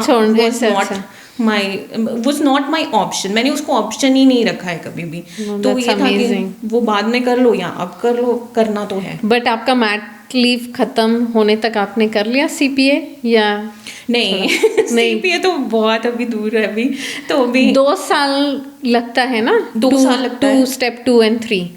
तो स्टेप 2 and 3 में अभी एक कोर 1 कोर 2 है, इलेक्टिव्स हैं, टैक्स एंड ऑडिट।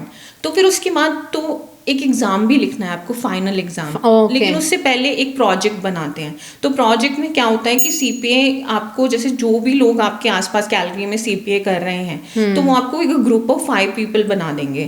तो आपको एक प्रोजेक्ट दे देंगे। तो पहला तो आपको है कि प्रोजेक्ट बनाना है, प्रोजेक्ट में काम करना है। तो वो मिलके, वो टीम वर्क है, आपके पास इतना पोर्शन ऑफ काम है, तो वो तो मैनेजेबल था। फिर प्रेजेंटेशन थी एक कैपस्टोन की, आपने उसी को एक पैनल बनाते हैं जो कि रियल लाइफ CPAs हैं जो आते हैं डिफरेंट इंडस्ट्रीज से, वो पैनल है, उनके सामने आपने वो प्रोजेक्ट है जो अपना केस है वो प्रेजेंट करना है। तो जब आपने प्रेजेंट किया, फिर उसके बाद आप पास हैं फेल हैं, तो फिर जब आप पास हो जाते हो, then this a last step which is a CFE exam, it's called common final exam, जो 3 days एग्जाम है, Day 1, Day 2 और Day 3, और आपको तीनों दिन पास करने हैं in order to become a CPA। तो फिर वो जो कैपस्टोन वाला प्रोजेक्ट फेज था, वो मैं काम भी कर रही थी और मैंने किया, लेकिन वो मुझे इतना चैलेंजिंग लगा नहीं, क्योंकि जो चैलेंजिंग पार्ट था वो ऑलरेडी खत्म हो चुका था। तो ये तो सिर्फ एक टीम वर्क का ही काम था, प्रेजेंटेशन थी।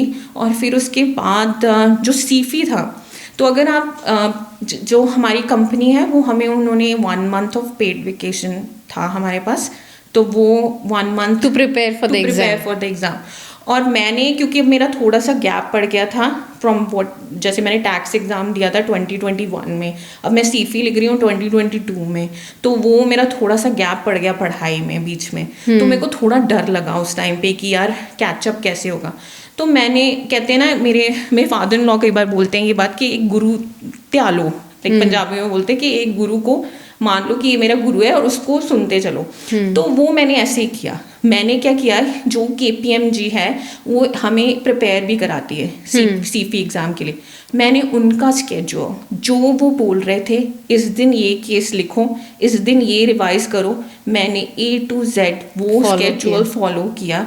एंड जब मैंने फर्स्ट डे केस लिखा, मेरे से आधा केस भी नहीं लिखा। मैं बहुत डिस्करेज हुई, मैं बहुत रोई, यार मेरे से नहीं होगा, 1 साल और मेरा बर्बाद हो जाएगा, मैं ऑलरेडी पीछे हूँ। मैंने जिन लोगों के साथ ट्रेनिंग की है वो तो ऑलरेडी अब कहाँ तक पहुँच गए, सीनियर बन चुके हैं, और मैं यहाँ पे अभी तक अपना CP भी क्लियर नहीं किया है मैंने। तो ये कंपैरिजन आपके दिमाग में आ जाता है। राइट। तो वो फिर उसके बाद जब मैंने वो चीज़ की जो वो करवा रहे थे, जैसे जैसे वो कह रहे थे करने के लिए, उन्होंने पूरा टाइम टेबल बना के दे दिया, स्केड्यूल पूरा आपके सामने है, ये चीज़ कर लो, ये केसेस कर लो। मैंने कोई 50-100 केसेस प्रैक्टिस किए, एंड जिस दिन मैंने लास्ट केस किया तो उसमें मैं पास हो गई थी, मतलब मैं उसमें 3 केसेस में पास थी। तो फिर मेरा कॉन्फिडेंस बहुत बढ़ गया। फिर मैंने 3 दिन एग्ज़ाम के पहले कोई पढ़ाई नहीं की। मैं कबीर को लेके फार्म यार्ड घूमने चली गई, तो मैंने उसको, मतलब we spent a time there. तो फिर उसके बाद 3 दिन मैंने रिलैक्स किया, कोई पढ़ाई नहीं की। Day 1 लिखा, Day 2 लिखा, Day 3 लिखा, एंड देन फिर आई पास्ड। तो कब, विच ईयर एंड मंथ आपको CPA का डेजिग्नेशन या पास हो गए? नवंबर 2022 में। 2022 में, या तो उस टाइम पे तक मेरा सब कुछ ऑलमोस्ट ख़त्म हो गया था। प्रैक्टिकल एक्सपीरियंस रिक्वायरमेंट भी ख़त्म हो गया, एग्ज़ाम भी ख़त्म हो गए। जो मैंने 1 मंथ किया था ना, वो वैसे तो था कि पढ़ना बहुत है, लेकिन मैंने उसको ऐसे समझा, कबीर डे केयर जाता था तब वो डे केयर जाना शुरू कर दिया था। तो मैं जब पढ़ती थी तो वो ऐसे सोचती थी कि मैं काम पे हूँ, तो मैंने 8:30 शुरू करना, 4:30 तक मैंने सब पढ़ना। तो वो वापस आ जाता था तो उसको पार्क ले गए, उसके खेल लिया, time spend. But see discipline, आपने वो डिसिप्लिन रखा। डिसिप्लिन तो बहुत इंपॉर्टेंट था। कोई डिस्ट्रैक्शन नहीं की, कोई इनवाइट करता था, आई वुड से नो। कोई फोन, सारे सोशल मीडिया डिलीट कर दिए, कोई सोशल मीडिया पे नहीं जाना। तो सोशल मीडिया तो मतलब वैसे भी टाइम वेस्ट होता है उसमें फॉर श्योर, लेकिन मैंने वो 1 month I just You were focused, very much focused. Okay, yeah, that's amazing and yeah. congratulations. वो फोकस मेरे में था, लेकिन ये चीज़ है, मेरे को काउंटिंग पसंद है। इस सब का ये था, वो एक चीज़ you were enjoying the process, और you were looking forward कि ये गोल मुझे अचीव करना है, enjoy भी कर रही हूँ, so that it was, this made it easy for you. Exactly. और पता है कि एक ना जब हो गया, फिर उसके बाद आपको लगे अभी क्या आया, मतलब ऑलरेडी इतना चैलेंजिंग जर्नी रहा इतने सालों से। तो वो कहते हैं ना कि it's all about the journey, never about the destination. तो डेस्टिनेशन पे पहुंच के लगा व्हाट नेक्स्ट, तो वो ऐसे हो गया। मतलब थोड़ी देर इंजॉय किया उस प्रोसेस को, इंजॉय किया, पास हो गए, CPA बन गए, लेकिन देन वाज लाइक चलो खत्म हो गया। तो फिर आपने PwC में नहीं, आप KPMG में जॉब कर रहे थे, कितने साल किया? 4.5 years किया। Okay, and then you moved? Then I move to industry. अब मैं इंडस्ट्री में हूँ। ओके, बट मेरे को ये बहुत इम्पोर्टेंट सवाल आपसे अभी पूछना है कि यू बोथ आर CPAs, आपके हस्बैंड और आप, दोनों का वर्क इतना कॉन्फ्लिक्टिंग स्केड्यूल है कि दोनों का हाइज एक टाइम पे आता है कि यू बिजी, मतलब क्रेजी बिजी। तो दिन में 8 घंटे के जगह आप कितने घंटे काम करते हो? 10-12? 10 बिजी सीजन में मिनिमम 10 रिक्वायरमेंट तो होती है। अब वो रिक्वायरमेंट भी कह लो क्योंकि डेडलाइंस हैं। Exactly. तो डेडलाइंस के लिए करना पड़ता है। कई बार ऐसे जब मेरा KPMG में बिजी सीजन था तो कई बार तो ऐसे मैंने 2-2 बजे तक भी काम किया है। तो ये जो आजकल सोशल मीडिया पे Big 4 को कॉल आउट कर रहे हैं लोग, जो है वो ट्रू है, लेकिन you have to understand from their perspective as well. उनका डेडलाइन से यू हैव टू, और वो डेडलाइन पार्टनर नहीं बना रहा है, राइट? तो वो जो डेडलाइन बने, आपको इतनी तारीख तक उनका फाइनेंशियल स्टेटमेंट ऑडिट करके देना है। फाइनेंशियल स्टेटमेंट बनेंगी, द क्लाइंट 10 बार उसको चेंज करता है, फिर उसके बाद आपको रीटेस्ट करना है। तो वो प्रोसेस ही ऐसा है, उसमें किसी की कोई खास गलती नहीं है, लेकिन ये है कि अगर उसमें आपकी टीम में काइंडनेस नहीं है ना उस सिचुएशन में, तो देन इट बिकम टॉक्सिक। ऐसे जो लोग कि मैंने एक्सपीरियंसेस सुने हैं या मेरे खुद के साथ जो हुए हैं, अगर तुम्हारी टीम के लोग बहुत काइंड है एक दूसरे के साथ, सपोर्टिव है, समझ रहे हैं एक दूसरे की सिचुएशन, आपकी लाइफ बहुत ईजी हो जाती है. बट वही टीम में कुछ लोग अगर ऐसे आ जाते हैं जो कि they are not kind towards you और अदर पीपल, उनको बस ये you when you take away the human factor out of anything, तो वो टॉक्सिक तब बन जाता है.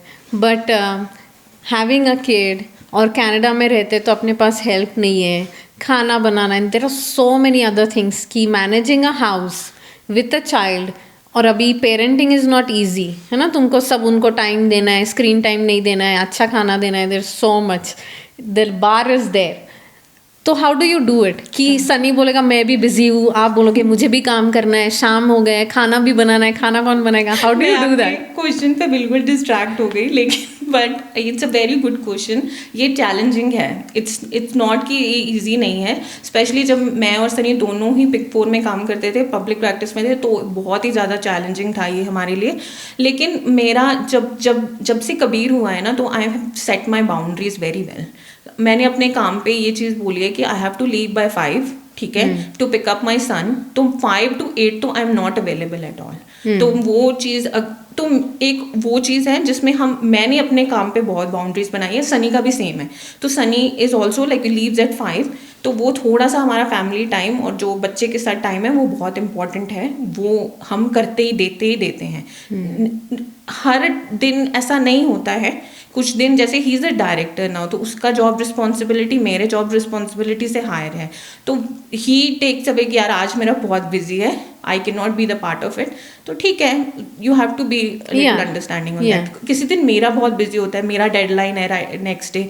कई बार हमारे डेडलाइन डिफरेंट होते हैं, तो वो भी हेल्पफुल होता है. लेकिन एक काम पे थोड़ा बाउंड्रीज बहुत इंपॉर्टेंट है. बाउंड्रीज बना के उनको अपना सिचुएशन कम्युनिकेट प्रॉपरली करना. कैनेडियन कल्चर की एक खासियत है, वो लोग आपकी सिचुएशन समझते हैं. Okay. मेरे साथ अभी तक जितने भी मैंने लोगों को बोला है I have to leave by 4:30, I have left by 4:30 and nobody have judged me for that. लेकिन अगर मेरा काम डिलेड है, that is when the problem come. आपको फिर जागना पड़ेगा. आप कबीर को सुलाते हैं, उसके बाद फिर then you go back to working again. तो हमेशा कॉम्प्रोमाइज स्लीप भी होती है. तो लेकिन अब क्योंकि अब मेरा जो जॉब है वो थोड़ा रिलैक्सिंग है, तो उसकी वजह से इट्स इजीली मैनेजेबल. तो मेरा भी बिजी होता है, लेकिन it's not that crazy busy. तो यही मुझे जानना था यूजुअली कि इफ बोथ आर. और वीकेंड्स में एक दिन it's non negotiable for me कि एक दिन तो मुझे नहीं काम करना. एक दिन मेरे को रखना ही है. दैट विल कवर माई, थोड़ा मील प्रेप कर लो, जिसमें घर भी साफ कर लो, बच्चे के साथ टाइम स्पेंड कर लो, खुद भी थोड़ा बेड रॉटिंग चाहिए. तो वो भी मेरे को एक दिन ऐसा करना ही करना है. लेकिन अब जब से मैंने चेंज किया है, मेरे को वैसे नॉर्मली वीकेंड्स फ्री मिलते हैं. तो अभी हमारा थोड़ा गाड़ी ईजी हो गया compare to how it was जब मैं Big 4 में थी. तो उस टाइम पे तो बहुत गिल्ट फीलिंग होती थी. मैं ये चीज़ पे डिनाई नहीं करूँगी. कॉम्प्रोमाइज़ होता था, बच्चे के साथ टाइम भी कॉम्प्रोमाइज़ होता था. राइट. तो but what now, what next, what are your future plans? अभी फ्यूचर प्लान्स यही है कि अब एक्सपीरियंस बहुत ज़रूरी था लेना. मेरे को बहुत ग्राउंड लेवल से शुरू करना था. लेकिन now the next step is कि अपना खुद का कुछ शुरू करना है. अभी ऑलरेडी हम कर रहे हैं, लेकिन it's very at a very small level, early stages. कि जैसे फ्रेंड्स हैं, थोड़ा वर्ड ऑफ माउथ है, सिर्फ वही लोग. लेकिन अभी कुछ full fledged planning is. But आप प्लान कर रहे हो खुद का कुछ स्टार्ट करने का? Exactly. Congratulations to you and good luck to you. Thank you so much. And hopefully we get to see your work soon. Yes, for sure. आप भी मेरी क्लाइंट बन. For sure. When I start earning so much, so I'll have to come to you. Yeah. But okay, मैं बहुत सारे ना business के लोगों के साथ भी पॉडकास्ट करती हूँ, people who run their own businesses, and mostly उनका यही कंप्लेन होता है कि यार अकाउंटेंट मुझे अच्छा चाहिए. ऐसे अकाउंटेंट मिल जाते हैं कि आप खुद टैक्स फाइल कर लो या उसको दे दो. ही इज़ नॉट या she is not doing an amazing job. अच्छा अकाउंटेंट आई थिंक वो होता है जो आपको बताए, आपको एजुकेट करे कि यार डू दिस, ये एक्सपेंस आप करते हो तो for example I know nothing about accounting, है ना, ये रिसीट रखो, you can claim this, you can claim that, do this do that. जो आपको नहीं पता हो एंड एक्चुअल में आपको थरोली आपको टाइम दें, ऐसे बहुत कम अकाउंटेंट्स होते हैं. सो वाई ये कंप्लेन क्यों होती है? ये ऑब्वियसली वेरी सब्जेक्टिव क्वेश्चन है ये कि आप मतलब ये जानने की ज़रूरत है कि ऐसा क्या बुरा हुआ experience to actually evaluate situation को प्रॉपरली. लेकिन मेरे हिसाब से जो एक अच्छा अकाउंटेंट होता है ना, वो एक आपका अकाउंटेंट नहीं, वो आपका एक स्ट्रेटेजिक पार्टनर है. जैसे आपने बोला राइट कि अगर कोई भी आपका फाइनेंशियल स्टेटमेंट बना सकता है, कोई भी उसको एक्यूमुलेट करके आपके टैक्सेस फाइल कर सकते हैं. लेकिन जो अच्छा अकाउंटेंट है वो आपको स्टोरी बताएगा हर एक चीज़ के पीछे. हर एक चीज़ आपका ये नंबर है, ये क्यों नंबर है. और सेकेंडली जो एक चीज़ उसको बहुत डिफ्रेंशिएट करती है अच्छे और बुरे अकाउंटेंट में, आप जब भी अकाउंटेंट के साथ मिलें तो वो चीज़ बहुत इंपॉर्टेंट है कि वो कैसा प्रेजेंटर है.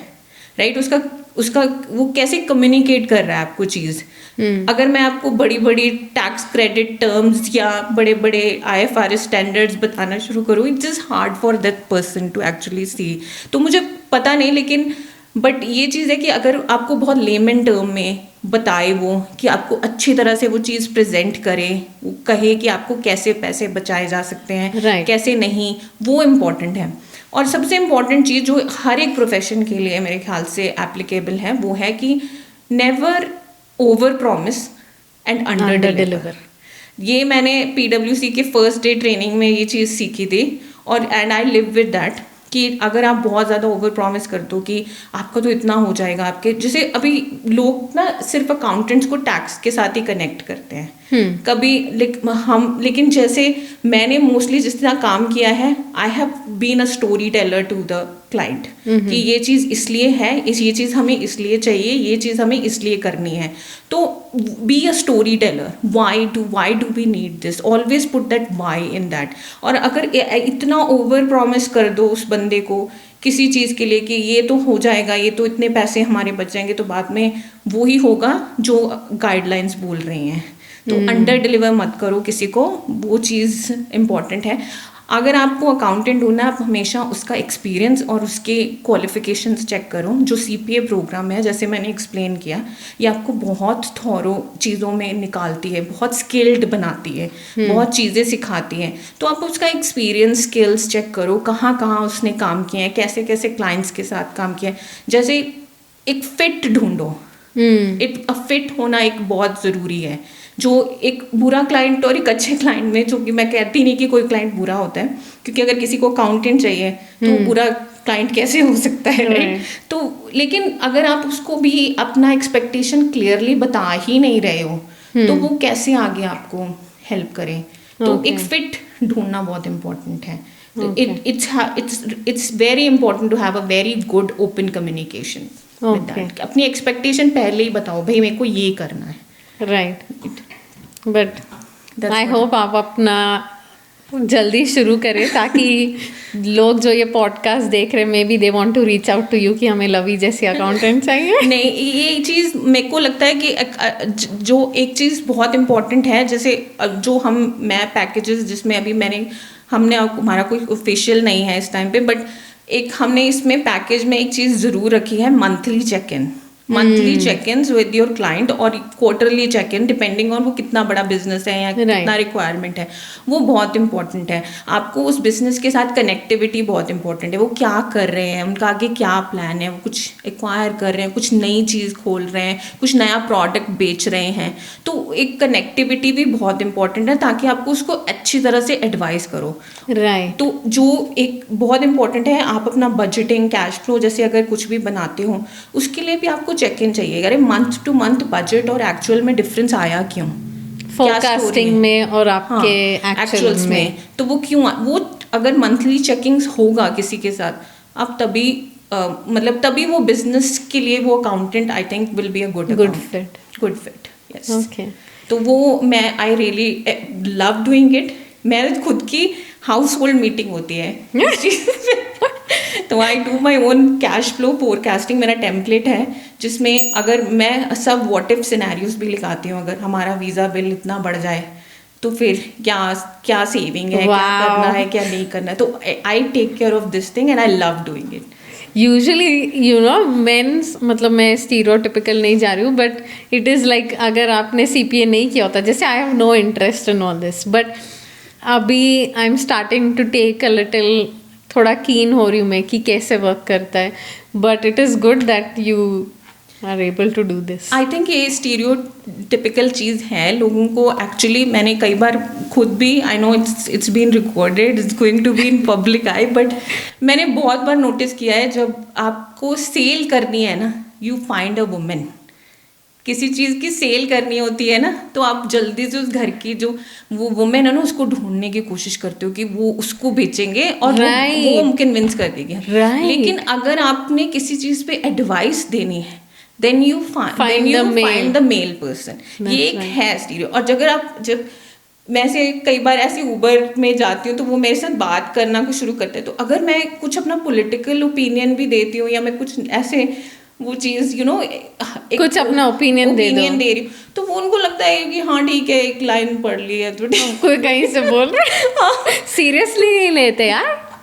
ये है एक कम्युनिटी बायस हमारे में है. बट होपफुली आई थिंक जैसे जैसे हम अब वी हैव सन, तो it's our duty at the same time to say कि what is important. Women are equal, they can be good with numbers, they can be good drivers too, they can be anything, right? तो ये change हो रहा है, बहुत होता है, which I think will work in future for sure. Right. मेरे को एक और सवाल पूछना है, because your career change journey has been so successful. आपने बायोटेक से सीधा CPA and you did and you worked for big force.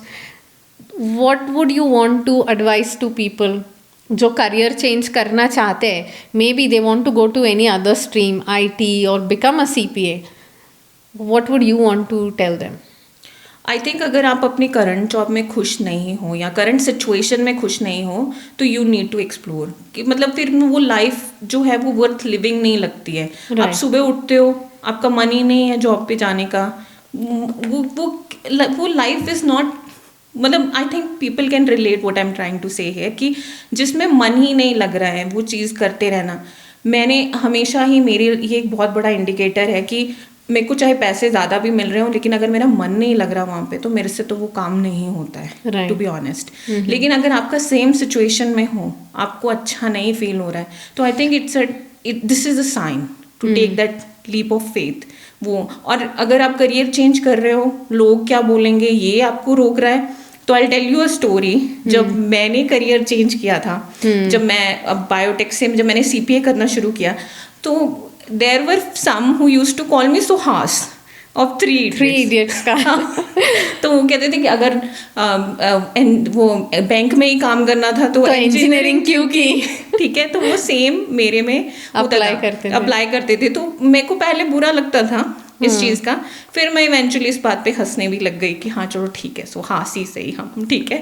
लेकिन फिर ना एक दिन क्या हुआ, जब मैं मैट लीव से वापस गई थी KPMG, तो मेरे को ESG ऑडिट के लिए एक क्लाइंट में डाल दिया था मुझे कि आप ESG ऑडिट में, it's a new environment social governance audit था, कि आप इसमें अगर रोटेट करना चाहते हो तो इट्स ईजी, क्योंकि आप एकदम ऑडिट में जाओगे तो मैट लीव के बाद थोड़ा स्ट्रगलिंग हो जाएगा. राइट.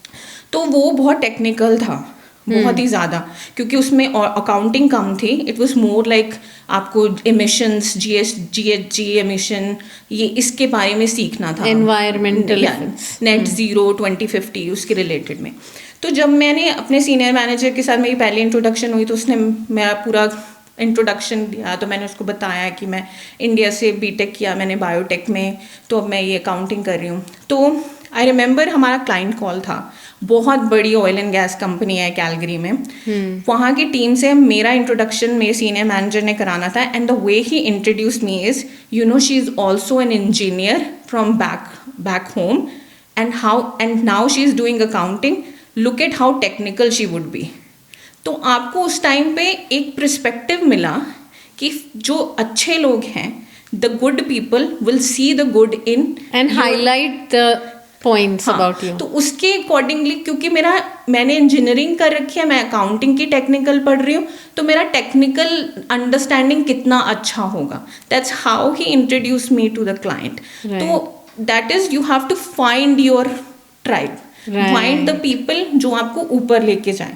Right. लोग बोलते रहेंगे, बोलने दो. Right. That is my think. अगर आपका दिल नहीं मान रहा है अपनी करंट जॉब में, कुछ भी रोक रहा है, लेकिन ऐसी जिंदगी जीने से तो बेहतर है take that step and do something. And I think Canada इतना in this case is such an amazing place कि career change is like second nature. Yeah. तुम कनाडा में इतने लोग career change करते हैं. Yeah. So if you're in Canada, you should definitely give this a thought कि यार let's do this. जो डिमांडिंग है, जिसमें आपको मजा आए कुछ करने में, सीखने को अच्छा Yeah. मिले, तो वो चीज जरूर करें. Exactly. और जो लोग अपना CPA may be in process है या जस्ट बहुत सालों से सोच रहे करना है यार कभी करेंगे, उनको क्या एडवाइस है? मुझे लगता है कि उनका एडवाइस ये है कि there is never a good time, like today is a good time, today is a good time. There is never, आप ये चीज सोच के बैठोगे कि एक दिन आएगा ये जिंदगी चेंज हो जाएगी, वैसा कोई दिन नहीं है. यू हैव टू एक्चुअली, एक दिन आप बैठो, बोलो I do not want to live the way I am living right now, I do not want to be doing what I'm doing right now, I have to make a change and just do it. Honestly, जिस दिन आप कर लोगे, आपको, अभी मैं अब पीछे देखती हूँ, अब आज बात की है दोबारा तो याद आया वो कितना चैलेंजिंग है, लेकिन आप अब कर लिया तो अब ऐसा लगता है हाँ यार वो था एक टाइम, लेकिन चलो कर लिया, हो गया वो अच्छा है. तो नेवर थिंक अबाउट कि आप कुछ नहीं कर सकते हो. एंड ये बहुत ही इंपॉर्टेंट कोट है, where there is a will there is a वे.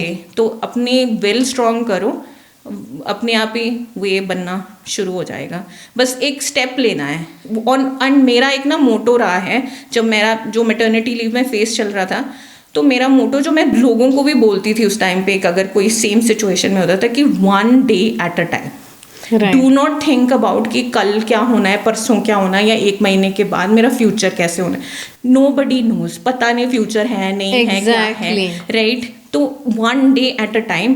आज इतना सीख लिया, इतना पढ़ लिया, ये केस कर लिया, नेक्स्ट पे चलो, नेक्स्ट करो, ख़त्म करो और बस गेट इट डन. 1 day जब वो हो जाएगा, how proud you will feel. जिस दिन वो स्टेज पे बुलाया था मुझे CPA graduation convocation पे, तो that was like I was proud of myself, I would say. Right, and that feeling is worth all the hard work that you did. Exactly. So kudos to you again. Thank you so much. So it was wonderful and amazing talking to you. See, it wasn't so bad after all. No, it was just us having conversations, and मुझे इतना सीखने मिला.